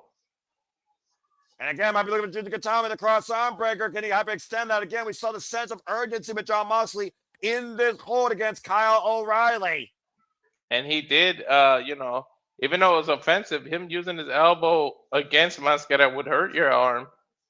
And again, Jon Moxley doing the smart thing here, rolling through versus trying to stand up, trying to reverse the pressure and break the grip. Oh, these elbows. Oh, man. Dude, Mascara might be laid out. His arms went limp. Yeah, about to say, that might have been a knockout shot here. It followed knee to the side of the head. That running knee strike might have been literally the death blow for Jon Moxley to win here tonight for his first bout. Roll him over and freaking do the bulldog choke. Underhook death. Whoop. Counter. Mascara Dorada. Inside cradle. Inside cradle too. Oh. I mentioned it earlier. There's always a surprise or two or shockers. I mean, look, Okada lost his first match. Again, Jon Moxley, his second Continental Classic, he went undefeated virtually with only 1 draw as a blemish. Uh-oh. Now Mascara Dorada. What the hell is going this? For 450. 3 points inside the 450 connects. Counter. No. That was a nice 450. Dude, that was a beautiful 450. Was that Mascara Dorada's best shot, though? Maybe. He's got to dig deep now. Again, there are no depth riders. There is no outside interference. There is no one involved in this tournament to come to Jon Moxley's aid. He has to do it by himself. I think Moxley's going to some different place. Oh, he might have to. Again, Rotno with another kick. Dorada dropping the Death Rider. Dude, that's the second time he's hit that tornado kick. That thing is lethal. And now Jon Moxley once again in the drop zone. Mascara Dorada. And the shooting star in the knees. Ooh, nice shooting star. And look at the transition into a rear naked choke. Modified. Mm-hmm. That's a Darce choke. That's a wrestler's choke. That Dorada's in a world of trouble right now. Dude, it's over, dude. That's a Darce choke. Brock Lesnar won in the UFC with that. His arms are going limp, Noah. That's it, man. You're right. He put him to sleep in a new modified submission hold. Jon Moxley with his first 3 points. That's a reverse Darce choke. I hope they call it the right thing. That's a hell of a modified addition to Jon Moxley's arsenal. As there you see the bracket, Walter. Mascara Dorada, butt kiss. Jon Moxley, his first 3 points in this year's Continental Classic for the Blue League. And I see Marina Shafir right now as the match is over, going to the aftermath aid of her Death Rider cohort. Of course, Marina Shafir needs to worry about what's ahead for her and Megan Bain, still to come later on. I imagine either this week or next week, but Jon Moxley prevails in his opening bout. Did you see Moxley look like he went to another place and like switched gears before he did that? Oh, wait a minute. Hello. Oh my God. Damn, Walter? you look good, Tony.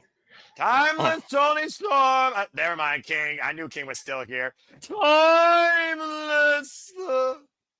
And Mia Shirakawa, of course, will take on Mega Bain Marina Shafir. Jon Moxley right now trying to separate the two. I call her flawless. Fuck Timeless. Damn. The Timeless Love Bombs here, looking to give us an announcement, I think, Walter. Yep, or make some kind of sexual reference. Oh, God. Probably both. Come on! Lingerie lesbian!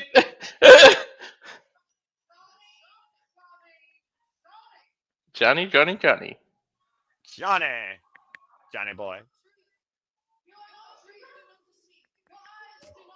Your eyes do not deceive you. It is Timeless Tony Storm. Is this the live and in living color? Is this the first time Timeless Tony Storm and Jon Moxley shared the ring? Yes. Judging by your actions.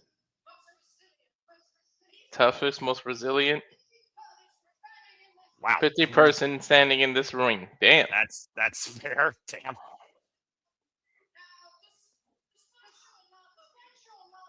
Despite your rather Oh, brother. Why is she addressing Johnny?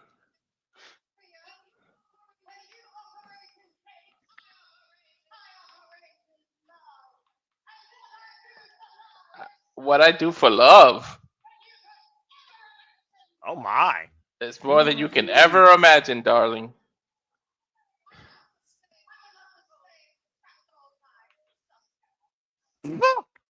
Just us gals.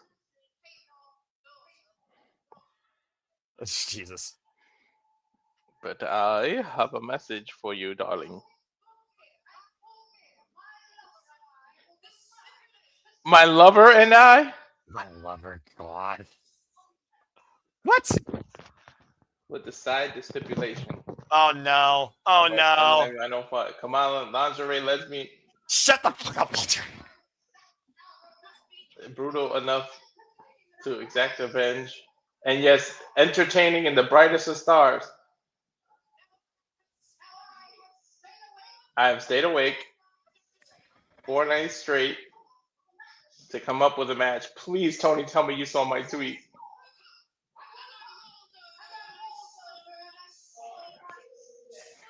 She woke up in a sweat. I rolled over and saw my Hello, Mina Shirakawa. Did she just imply that they slept together, by the way? I mean, I don't know. She said, I haven't gotten her anything for Christmas. Damn, hi, Mina. Yeah, hello, Mina. My gift to you Oh, my. is 2 slop tards on a silver platter. Next Wednesday, no countouts, no disqualification, and a hardcore holiday death match. What? Hardcore holiday death match? What the fuck are you thinking? Timeless Tori Storm and Mina Shirakawa versus Megan Band and freaking Maria Shafir in a Hollywood hardcore death match next week, Wednesday on Dynamite. Holiday, not Hollywood, but you know what that is? An early Christmas gift, I guess. I don't know who's naughty and nice, but I would think twice about this love affair. Well, jingle my balls. Walter! Walter, you fucking idiot! I'm gonna go back to the next. Yes! Good stuff, ladder! Good stuff, ladder attack, damn it! Now this makes me happy. As we talk about Renee Paquette, who of course talked about how she is the second woman to pin Mercedes Moné. See what's next. And when lucky to any woman in this business, what is next for Chris Statlander? You tell what you've done with look at people's faces.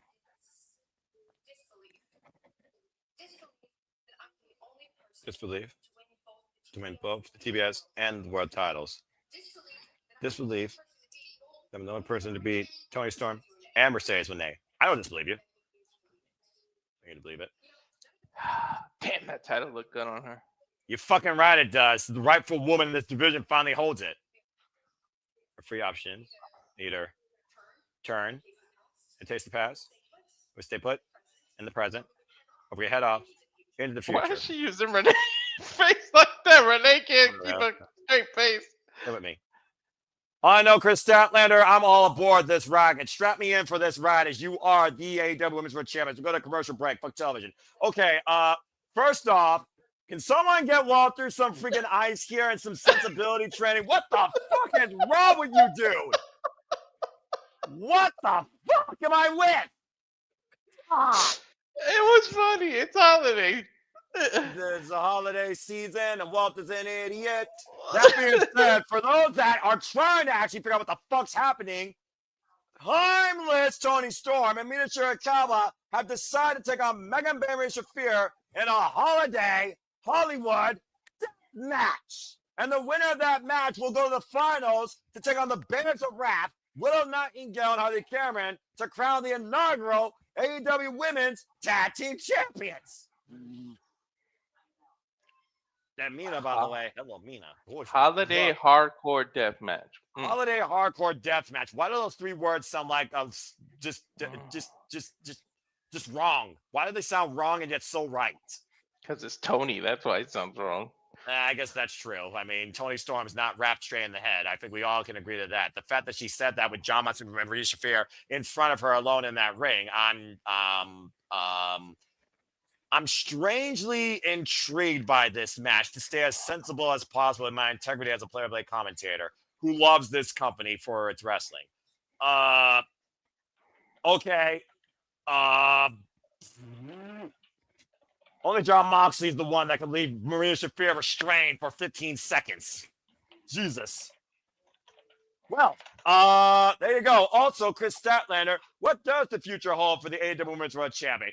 Statlander's at that! With wins over Thomas Storm and Mercedes Moné. Walter, what do you think? I should talk about look at the past, stay in the present, or soar towards the future. What do you think could be next for Chris Statlander? I have no idea. But out of those options, it's look to the future, man. Give us something different. Give us something good. I don't know who it is, but she's got to earn it. Tell you that much. It isn't going to be gifted. Yeah, about to say, I can't wait to see what the future leads to for the champion. This champion, the only women's champion right now that matters to me in this wrestling business. Although I will give credit in a spoiler to say, actually, no, I won't, because stay tuned, folks, because for those that don't know, there will be a retro watch along for NXT. Gold Rush Week 2 some point with Walter Cruz and JJ Williams. They'll figure that out later. I know the result of one match only. NXT! I only know the result of one match because I got a notification about it. Other than that, I stay offline, but I know the result of one match. Well, don't spoil it for those that actually do avoid social media, because I do care about those that want to actually hear you guys cover that. As we continue forward in Continental Classic action, it is time for Darby Allin versus Kevin Knight in the Continental Classic tournament. This will be interesting. Yo, these two. This is going to be interesting. Yeah, I'm about to say, it's the first time ever one-on-one matchup. Darby Allin entering his second Continental Classic, and Kevin Knight entering his first Continental Classic. Jesus Christ. I'm about to say, I don't know where they are next week, Sandy. I worry about this, and I'm... It's not a Hollywood. They just said holiday hardcore. Oh, holiday hardcore, whatever. Yeah. And of course, Darby Allin as resilient, relentless as they come. Oh, my gosh. Holiday hardcore deathmatch. Do you want to catch Darby after the week he's had? Oh, my God, Kevin. You better take advantage. I love that idea, Sandy. I love that. Well, get ready to soar. Get ready to fly. Put your seats in that right position, because here comes the Jet, Kevin Knight, one half of Jet Speed. Kevin Knight, of course, who previously was involved in the Best of Super Juniors earlier this year with victories over the likes of Nick Wayne. And, of course, we saw him also involved in the Owen Hart Foundation tournament, Walter, against Will Ospreay. A losing effort, but nonetheless, still, this man's been impressing us since being part of AEW and transcending to the mainstream. He definitely got to take flight in order to get these 3 points. And, Darby is not 100. Well, when the hell is he ever 100%? But you know what I mean. All I'm going to say is this. Darby Allin had a huge win in last year's Continental Classic against Will Ospreay. Don't count Darby Allin out. If it wasn't for Ricochet, Darby Allin would have possibly been in the semifinals.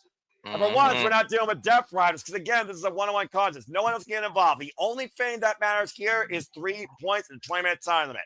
Referee for this contest, Paul Turner. Stiff con able to tie up here in the early going. And you think about both these men. We talk about the agility of Kevin Knight. What do you think the strength of Darby Allin in this match? He can get crazier than Kevin Knight. That's about it. But, I mean, his strengths are kind of taken away because there's rules in this match.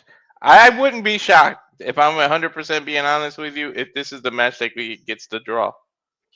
Well, I mean, again, we also know Darby Allin's not 100% after what happened to him at Full Gear, let alone prior to that. There you see the heavily bandaged right arm after being thrown to Inferno by the bastard Pac. And speaking of which, arm ringer takeovers here. Both men jogging for position, inside leg trip. And Darby Allin grounding Kevin Knight. And we saw a lot of the technical side of Darby Allin in his match against Pac at Full Gear, to your point. That might be what gives him the advantage because he's been a lot of mat and submission wrestling lately, and that definitely counters a high flyer like Kevin. Oh, and of course, again, the Continental Classic continues tomorrow night on AEW Collision. Thanksgiving, folks. And of course, you see for Blue League Walter, Konosuke Takeshita will take on Roderick Strong tomorrow night. Roderick Strong in his first Continental Classic along with Konosuke. Yeah, that's both men's first Continental Classic. It's also Pockets People Mike Bailey's first Continental Classic. 2 first-time ever matchups and 4 first-time ever participants. And again, Darby Allin right now escaping the legs of Kevin Knight. Whoa, went for the headlock. Slip. Nice agility there right now. Kevin Knight, Darby Allin able to scout it though. Darby Allin, waist lock, look for the O'Connor rope. Kevin Knight holding onto the ropes. Whoa, the boot turns Darby sideways. Rebound up the second. Springer and monkey flip. Oh my! That's the blood and knee. That rope immediately crashed into that leg, and Darby Allin is hobbling. That was when is he not hobbling? Landing. To be fair, Noah. Yeah, but that was a very awkward landing, though, Walter. You saw the way his leg crashed into that rope and how he fell to the floor. He's wobbling hard, though. Shit. Again, those steel cables tuned to the max. The Irish whip, Kevin Knight, whoop, just avoiding the barricade, and Darby Allin driving silver again. Kevin Knight, the moonsault! Beautiful! Dude, the speed, the high flying, and the intensity match with these two. So somebody's just going to have to pull something out of their hat. Something! And the proficiency for that matter. Kevin doing the smart thing. Take advantage, man. And right now, there's an advantage for you. Pushing him out of the floor. Oh my God, he was so late on that rotation. Yeah, that was a late tope con hilo. And again, there's a messy placement there. He landed awkwardly on that leg that crashed in those ropes. I think he's going for the coffin drop. No, and what the fuck? Leaps to the top. Avalanche backdrop suplex by Kevin Knight. Is this dude half cat?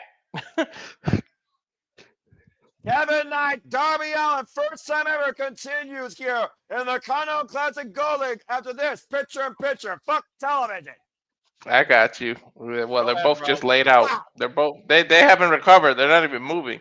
I don't expect them to. Freaking Kevin Knight with higher hops than Sheldon Benjamin, if that's possible. I'm telling you, dude. Ridiculous. He has cat in his DNA.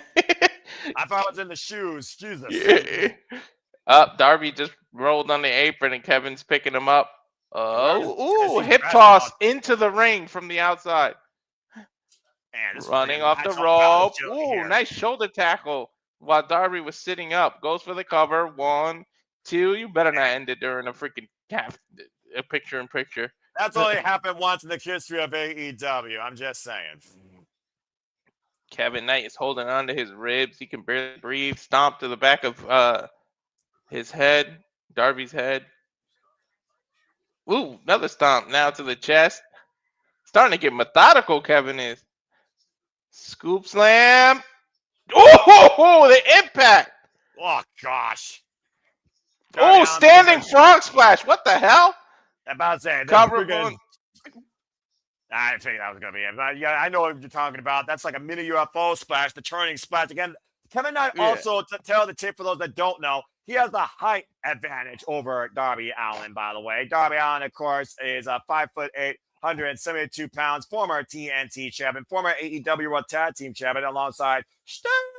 Kevin Knight, of course, former IWGP Heavyweight Tag Team champion alongside Kushida. And as I said before, a participant in this year's Owen Hart Foundation tournament. Continue, Walter. A standing Kimura, and then he rolled, and now Darby's on the ground. Now he's got that Kimura locked on the arm that's heavily bandaged. It's a smart move. Darby able to get up and shoulder tackle Kevin into releasing it into the corner, but he is hurt. Kevin Knight, also trained by Buddy Rain and the LA Dojo, of course, comes in at 6 foot, 200 pounds. Up and over. Cradle pin. 1, 2. Kick out by Kevin. Yeah, sneaky pin by Darby. Yeah, Darby coming up in the match against CMLL. Yeah, Darby coming up with these elbows, but oh, reverse whip into the corner, and damn, Darby hit the corner hard, chest first. Ah, Kevin threw him with all his might. That Why hurt. is Darby's body gotta get wrecked more than anybody else? I'm just saying. I don't know. Now Kevin trying to take advantage, grabs him by his arm, suplex. Nope, puts him on the corner. I'm for it, Safet. Continue, Walter. You're doing great. About to say the freaking resiliency of Darby Allin, ridiculous. Superplex. Oh I think he's gonna go for a superplex. We should be coming back to commercial. This looks like this is the last commercial. Yep, full screen. And welcome back here to AEW Dynamite as the Continental Classic continues on this Thanksgiving Day from Nashville, Tennessee. The Pinnacle, Walter Cruz, Noah Foster, Kevin Knight flipping out of the court with the moonsault. Whoa, man! What the fuck? It's the shoes, Walter! Drop kick! And drives Darby to the outside. I love the Attitude Era. I love the 90s. I love the wrestling I grew up with, but god damn, the athleticism that we get now is ridiculous. No joke. Like literally, this back in the day, you would get 2, 3, 4 max wrestlers that have this kind of athleticism. Now it's dime a dozen and they're loving it. Yeah, I'm about to say, people like Kevin Knight, I mean, you see this type of athleticism in the likes of Soruka, Devon Evans, Leon Slater, so many incredible. Well, I was like, oh man, it just got dropped back first on the entranceway. And now Darby Allin on the entranceway. What the hell is Darby looking for here? And flying off shotgun, John Woo, drop kick, driving the Knight in the barricade. Remember, Darby just landed on that bad elbow again because you have to try to, adjust for the fall when you're doing the drop kick. To bring it up to speed, by the way, we saw Kyle Fletcher, Pikachuchka Okada via pinfall roll-up. 3 points for the Pro Star, 0 for the Rainmaker. John Moxley with a new, as Walter put it, darts choke hold. In comparison to Mascara Dorado for his first 3 points. This is our third match. It's, of course, Kevin and Darby Allin. Last Supper! Oh, that's a for a while. Unique pin. I thought he was going for the Scorpion Deathlock at first. Nope, and of course, Darby Allin and Kevin Knight should the same block as Okada. Speed with my belly, Kyle Fletcher. And again, that's it is the 6-on-6. Dude, the fact that Okada lost leaves this wide open now.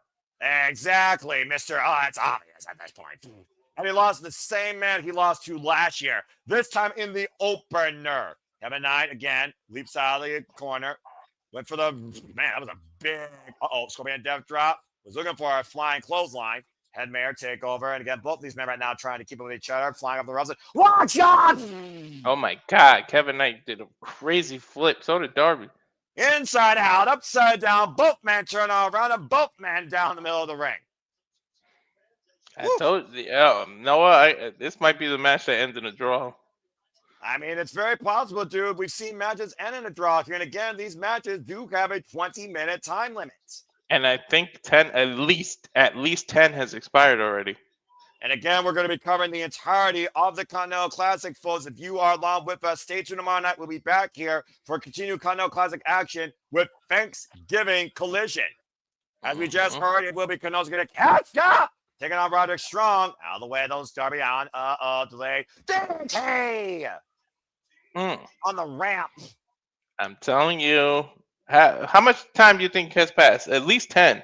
It's got to be at least 10 at this point. And right now, he's dragging dead weight. Even if Kevin Knight is the stronger of the two, a lot's got to be taken out at this point. Kevin Knight is going to take a count out. It's smart to take the count out here. Just get the points. Yeah, but remember, the ramp leads right to the ring. If Darby can just roll, he's roll right in. There's no gap between the ramp and the rope. I mean, it's not a coward's way at all, though, to take a count out in this tournament, honestly. I think it's smart for a person to do that, especially in the opening. No, 3 points is 3 points. Damn how you get it. Oh, shit! Soaring over the top of a flying clothesline. I was trying to say 3 points is 3 points regardless, but shit. Kevin Knight, the Jet, takes flight. Look at that. Bro, did you see the Darby whiplash on his neck? I did. Went for the UFO splash. Darby Allin able to escape it, though. And now hooking up Kevin Knight. No! This is a good back and forth match. It's been a great match. as we expect in the Continental Classic. I think Darby Allin's lip is busted. What isn't busted on Darby Allin's the better question. We Right. called him before a walking cadaver sometimes. Surprised that they've been putting an AMC for Walking Dead. I think he's going for a coffin drop because he's climbing face forward. Ooh, Kevin Knight able to scout that, though. Good call, Walter. Shoots out the legs. Now hung with the tree of whoa. What's Kevin Knight looking for here? No. Coast to coast. No I way. bet you he's going for coast to coast. No way. He's positioning for it. From east to west, the Jet Stars coast to coast. And the Kevin Knight takes flight, sticks the landing. And then throws him. Down, and he's he might gonna be go looking for that twisting UFO splash. Got it. Kevin Knight that's 3 points for the Jets. Whoa, that's 2 shockers. Okada won his first. I didn't expect Kevin to beat Darby. You kidding me? In his first match, in his first Continental Classic, the Jet takes flights and soars high to 3 points tonight in his starting run for the Gold League. What a win and what a match. I don't think I'm exaggerating when I say this. That's his biggest win of his career. No doubt. He's just been a former TNT champion. An incredible match. And again, attacking the rib cage. There was no way Darby Allin was going to kick out of that. Look at the shock in Kevin Knight's face. Didn't I tell you there's some shockers, man?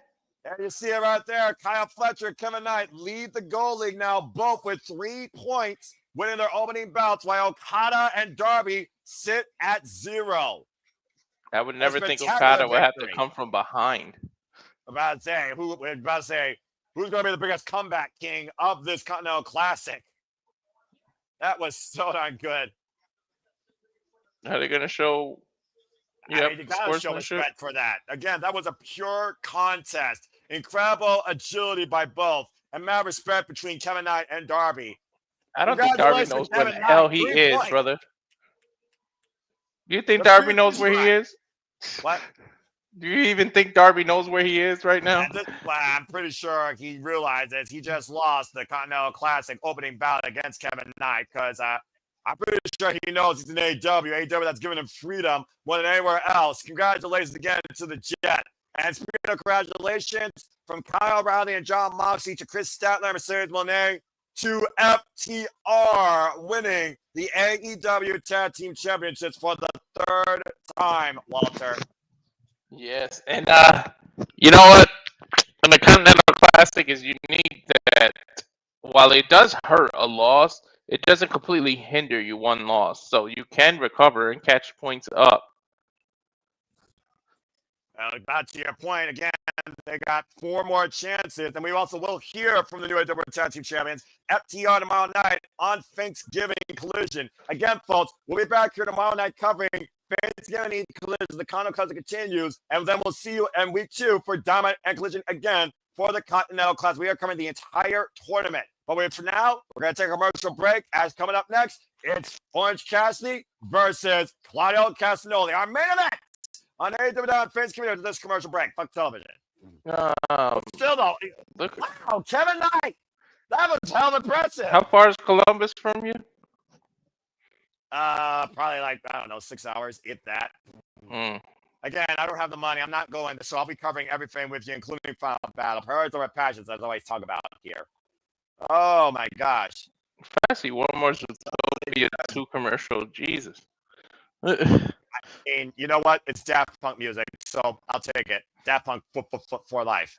British Quo. I feel like we're fine, honestly, right now, Sandy. So it might be your feed. You might check your internet because I'm hearing him fine. He's hearing me fine. I think it was when I said something, I pulled the mic closer, so it made some noise. Oh, yeah, that's right. That moment. Yeah. I'm about to say, you lost your shit when the Jet soared over the top of that clothesline. Yeah. 9-3, Darby 0. Sylvester, he's still laughing. Just to be clear, but yeah, and by the way, I almost forgot. You're right, Sandy. Bots on my part. It's a hardcore holiday hardcore death match next week with Mina Shirakawa and Thomas Toy Storm versus Mega Baby Shafir. The winners will go on to challenge the Bears of Rap in the finals to crown the inaugural AEW Women's Tag Team Champions. At the Sisters of Sin were eliminated. I did not expect this to be my finals. I'll be straight up with you if that's the case. I'm not gonna lie, me either. Hey, well, you know, AEW wasn't that damn predictable. Ain't that some crazy shit, folks? I think it's gonna be Megan Bain. I mean, Megan Bain, the hardest working woman this year, is also working in Stardom in the Godstorm tag alongside Hanako as the Mega Skyscraper. So, for all we know, Megan Bain might be a tag champion in 2 companies.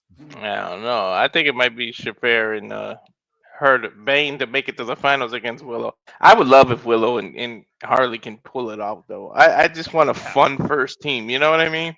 Yeah, I can get that. You know, the fun team being the inaugural champions. I can respect that. Yeah. Anyway, Walter, why don't we go ahead and remind people again why we are doing this and why we are covering. And, of course, the schedule to come is, again, the round robin tournament, the Continental Classic, will culminate at World's End. We will be covering, of course, December man, that was a fucking awesome match. I'm sorry. I was just getting my win back. 27th, of course. And, of course, we're going to be going to Manchester. We got Indiana. We got Ohio. We got, of course, winter is coming in Atlanta, Georgia for week 3. Again, next week, there's week 2. And then, of course, we have week 4 as week 5 will, of course, lead to Diamond 34th Street Christmas Collision before we head to World's End for the culmination of the Continental Classic. Is that Eddie Kingston? I hear Eddie Kingston. Just responding. Not talking about. Don't want to talk about. I'm just. Joe, I heard you mention my name. That's cool, dog. Listen. I'm now live for Tower Shop. You know what? Maybe get a shout out. Wait, check out your homeboy Shibata and I come up for you. If it's gonna beat the crap out of Shibata. Chicken. So let's go. Me and you, Shibata. Let's go. Eddie Kingston, Mr. No Nonsense, always looking for a fight. And it looks like Fate's going to collision. It will be Eddie Kingston and Katsura Shibata. For some reason, my Max thing is not showing me what's actually on the screen. It's just showing the. We'll be right back. Eddie Kingston versus Shibata. But that's not part of the tournament. That's just what the hell is the point of that match? Eddie Kingston's wanting to get back at Samoa Joe, so he wants to take out so I hear a Death Rider, so Claudio's coming out. It's meta time on Dynamite! Oh, boy. Ooh, Claudio gets the main event. I like that. I'm about to say, Claudio Castagnoli, the emissary of violence, and we were talking about the Death Riders taking a different route to success. There you see Claudio. Is that a black eye? And Garcia. Notice that John Montemir and Shafir were not there. Does he have a black eye, or that was the camera angle? I'm not sure, but we did see him, of course, involved in the Casino Gauntlet this past Saturday at Full Gear. I'm pretty sure that was the camera, though, because it's very rare to see any sort of weakness, blemish, or wound on Claudio Castagnoli. I think it was the shadow, of the stairs. It was the angle of the camera. It was the shadow. With 103 singles wins, by the way, in his AEW record. Can you imagine, though, if Claudio Castagnoli loses tonight and John Moxley got the win? What does that do for Claudio's mindset? What's it been, 2 or 3 years that he debuted? Forbidden Door 2023, I believe, bruv. He's been part of AEW, I believe, since literally the inaugural Forbidden Door. Damn, and of course, he Claudio got that many victories? Sheesh. And of course, Claudio Castagnoli and Orange Cassidy, no strangers to each other. These two once fought over the AEW International Championship. Pound for pound, the strongest man. And no doubt about that. And of course, Claudio Castagnoli, like I said, part of the Blue League, alongside freshly squeezed Orange Cassidy in his first Continental Classic. Someone who can care less from wherever and whenever. Whatever. This freaking Titantron still cracks me up with the fact that it's just not clear. And that's about brand new glasses on Saturday, too. Freshly squeezed. Freshly squeezed. Orange Cassidy. I think Claudio's about to squeeze. Where's my mind? Where's my mind? Where's my mind? Why does Claudio look distracted? His mind looks somewhere else. I do think, again, since Saturday, there has been some heavy thinking since, of course, what occurred with John Moxley and Kyle O'Reilly. You saw that segment. You saw the stoic look on Claudio. Don't you think at this point, with the fact that John Moxley is no longer AEW Men's World Champion and has lost blood and guts and full gear, that not at least one of the Death Riders is calling his leadership into question? I would.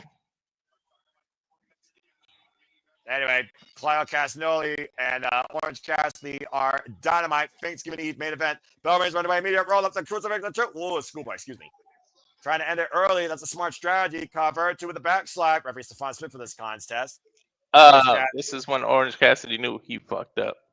Yeah, about to say when he got grabbed, now off the ropes. And of course, this match was made during the show officially, folks. In case you're wondering why I don't have a graphic, because sometimes these like surprise you a little bit more than expected.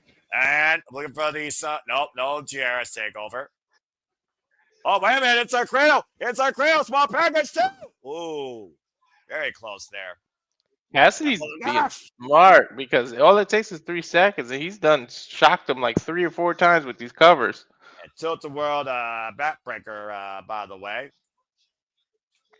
And of course, we know why. Hook better have. I think he wants to get payback on Hook eventually too. Yeah, Orange Cassidy does have a banger theme. Again, fuck Death Rebel. Orange Cassidy. There's a few people in AEW that actually have banger themes. For being perfectly honest here. Of course, I would like the Death Riders theme if I didn't hear it so damn much. Right? Come. And right now, Castagnoli has Orange Cassidy up on the shoulders. Oh, drove him. Death by driver style burning hammer into the turnbuckles. That was nasty. This might be the commercial break setup. Castagnoli, of course, who's been involved in all 3 Continental Classics now. Running European uppercut. And of course, he was eliminated from last year's Continental Classic thanks to Commander, who pinned him. Looking for the neutralizer. Orange Cassidy out of the back door, grabs the boot. Oh, the kicks! The most lethal kicks in professional wrestling. I'm about to say the mindset, the mind games of Orange Cassidy, Walter. Whoa! That kick was lethal. I'm about to say that was a realistic super kick. Claudio staggered for the time being. Now Orange off the ropes, swinging a miss. Up and around. Castagnoli catching Orange Cassidy. Tilt the world. Arm drag. Ooh, the height that he got on that.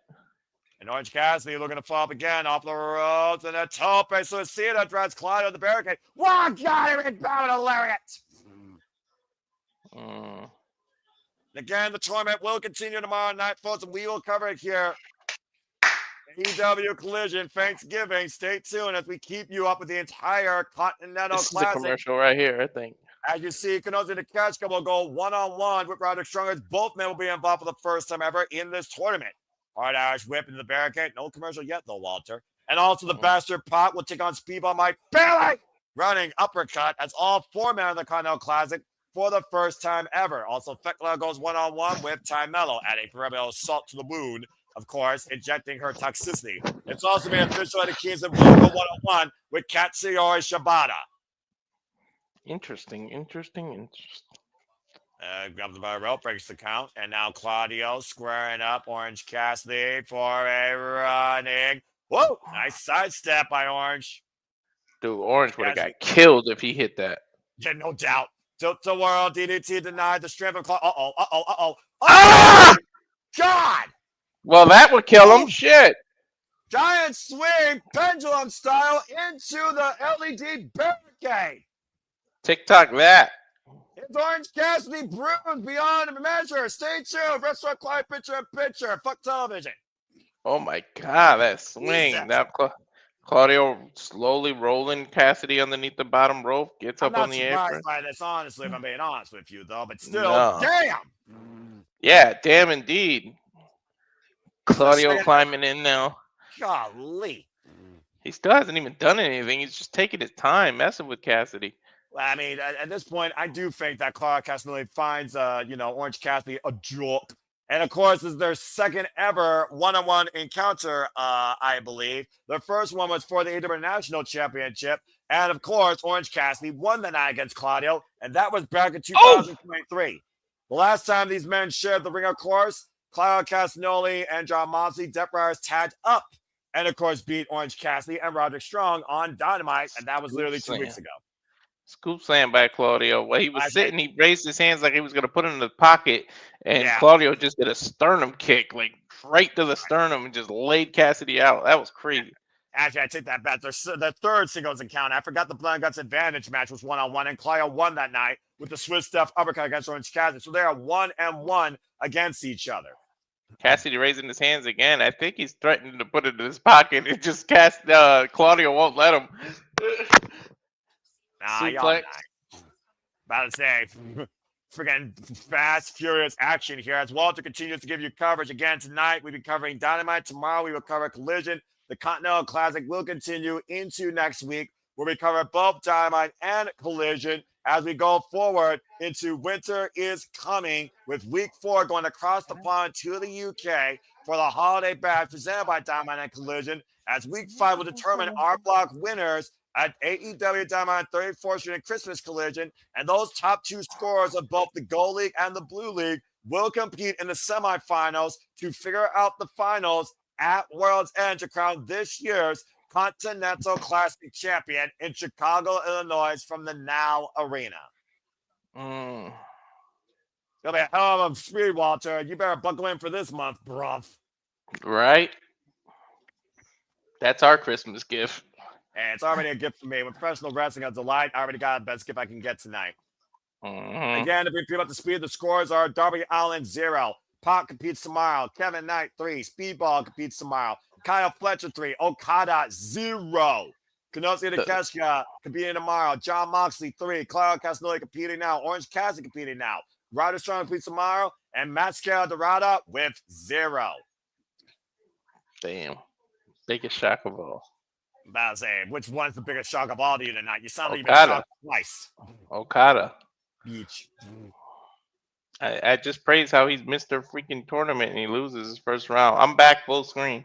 And I'm back too as AEW Dynamite Thanksgiving Eve continues live here from Nashville, Tennessee. Of course, this is our final match tonight for the Continental Classic and our main event for the show this evening. Oh my Lord. Just ragdolling him, biting his arms, was trying to rip his arms out of a socket there. Dude, he's been doing this the whole commercial break. And then lifting him by his trunks like a child with a gut buster over the knee.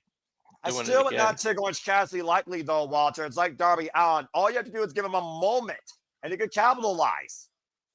The gut buster again, as we talked about. Now, of course, we're going to keep the rules up for you folks. Again, this match, you will not see Death Riders involved in any matches here, or they will be banned from AEW. And again, another, this time, backbreaker over the knee. Punching the front and the back of Orange Cassidy with one hand. Oh, that's ridiculous. Oh, the DDT takeover. There's the opportunity you talked about. Great body control countermeasure there by Orange Cassidy fighting He's back. going to put his hands in his pocket and kick up. Let's see if he actually does. Hands in the pockets. Orange Cassidy engaged. To your point, Walter. Well called. Up to his feet, swinging and miss. Starts leaving the close on Orange Cassidy. Drop kick. Takes Claudio up and over. He kept teasing it the whole commercial break. That's why I knew that's what he was doing. Big PK takes Claudio down. Orange Cassidy trying to rebound here. Orange Cassidy in his first Continental Classic. By the way, this is the third ever Continental Classic in AEW history. You can't pick Claudio up. What is he doing? There's no way. There is no way. Oh, God. Claudio Castagnoli, former Ring of Honor world champion, of course. Sidestep, and Claudio sent hard shoulder first into the ring post. Now Orange His own momentum took him. That was Claudio's momentum. The great momentum used there to the tornado DDT on the floor, as countouts can definitely work in your favor here. Mm-hmm. Now Orange Cassidy sending Claudio back inside the ring. Orange Cassidy, former two-time AEW International Champion, a combined 470 days. 3 points at stake here. Slingshot DDT denied. Claudio hooking Orange Cassidy here. We all know what might happen here if he hoists him up. And a stun here! Yeah, I think he turned it into a cutter or a stunner. Yeah, it's a stun on there, bruv. Mm-hmm. Orange Cassidy will not be denied here tonight. Of course, he was one of the victims of the Death Riders last year at Full Gear and prior, let's not forget. Who wasn't a victim of Death Riders? That's a fair point. Up the top rope. Oh, an uppercut on it here! Cover, keep it away, kick on 2.5. An uppercut of the orange variety, or the European variety, I meant. Jesus, I thought he knocked that boy out cold. I thought so too. You said yourself how lethal that uppercut is. It was that Swiss Death pop-up uppercut that allowed Castagnoli to beat Orange Cassidy in the last singles match to give the Death Riders the advantage. We will also hear from the brand new inaugural AEW National Champion, Ricochet, tomorrow night on AEW Collision Thanksgiving. Oh boy, it's going to be a lot of jaw-jacking from that goober. And of course, right now, Claudio Castagnoli with the hammering anvil elbows, Blackpool Combat Club staple, to Orange Cassidy, literally trying to squeeze the juice out of him. Might be looking to set him up possibly for the neutralizer. This show's been flying by, too. This has been great. It's the main event already. Again, looking for the beach break. Let's get out the back door of the roll up. Now Claudio looking to send Cassidy swinging. Forward. Oh, he only did 4 of them. Again, he doesn't give the people what they want. You know that. The pad coming off, though. He took the elbow pad, bone-on-bone contact. And looking to run in full throttle. Oh, ran in the right. I think he ran into an orange punch. That was just a clock right in the right. The pop-up. Whoop. Again, the power of Claudio hoisting up Orange Cassidy. This is dangerous. Oh! Turning to DDT. I thought he was going to hit him with a European uppercut. That's what he wanted, but Orange Cassidy took his head on the way down. And now looking for the Orange Punch pop-up. Orange Punch connects out of midair. Come on the way down now, hooking up Claudio. He ain't going to get him. Big Yes, he is. the counter. Almost got it. He got him. Shit. He got him, but he didn't get the 3 count to your point. No, I didn't think he would be able to pick him up. That's what I meant by he got him. Well, the only reason I can think he did is because Orange Cassidy Claudio was out on his feet, following that orange punch to the Chrome Dome, and he rebounded off the ropes. He used Claudio's momentum against him, but it still wasn't enough. And again, you see him struggling for the beach break, but he did hook Claudio for it and connected, but it wasn't enough for the 3 points. Now Orange Cassidy with the elbow pad off. Might be looking to deliver an orange punch with extra pulp. See what connects here first. You know John Moxley's watching this. You know the conglomeration's watching this. Swing and a miss. And Claudio, what? Gets rammed for Orange Cassidy with that clothesline. I think he's going for a neutralizer. Orange Cassidy on the shoulders again. The roll through. Trap the legs, cover. And again, kick out by Claudio. And a pop-up. Switch! Step! Uppercut! Cover! Claudio with the win!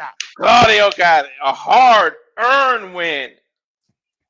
Once again, knocking Orange Cassidy out cold. Swiss Death uppercut. Moxley and Claudio now have 3 points. So far, tip for tap. Both Death Riders leading the Blue League with a perfect score of 3 each.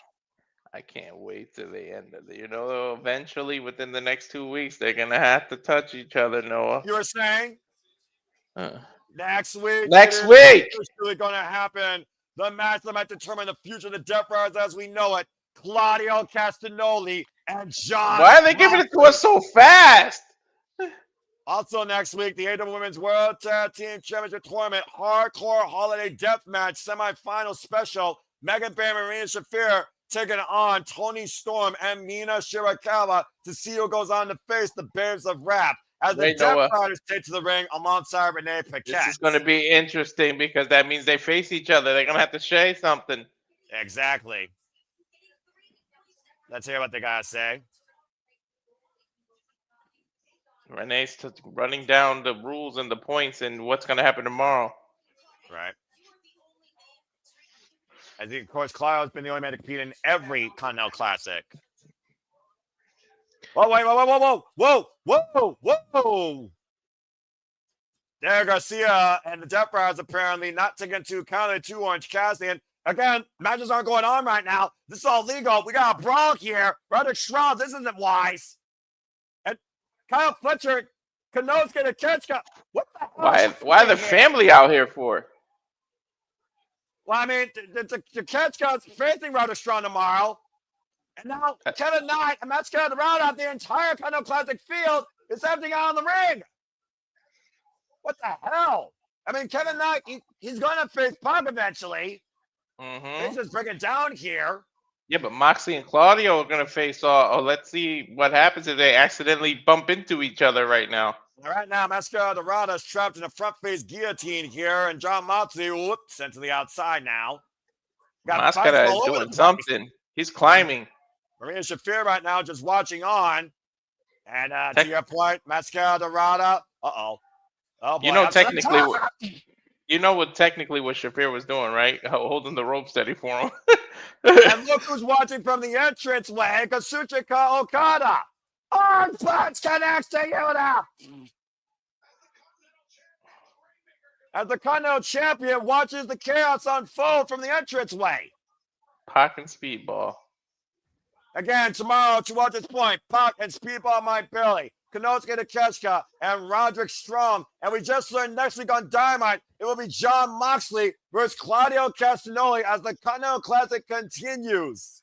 When I get some money, I know the next shirt I'm getting. I like that Okada Beach shirt.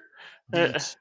But tonight, Okada was Kyle Fletcher's Beach. Fair and square tonight. Will the same continue, or will Okada reclaim and retain his Continental title? For now, Continental Classic Day 1 does conclude. We thank all of you for being along with us this Thanksgiving Eve as AEW Dynamite goes off the air. For Walter Cruz, I'm Noah Foster. This has been Day 1 of the Continental Classic. Until tomorrow night, make a positive impact in life. Have a good night. This is where the best, the damnest, the bloodiest, the strongest, and the most competitive truly wrestle. Walter, cut the damn feed.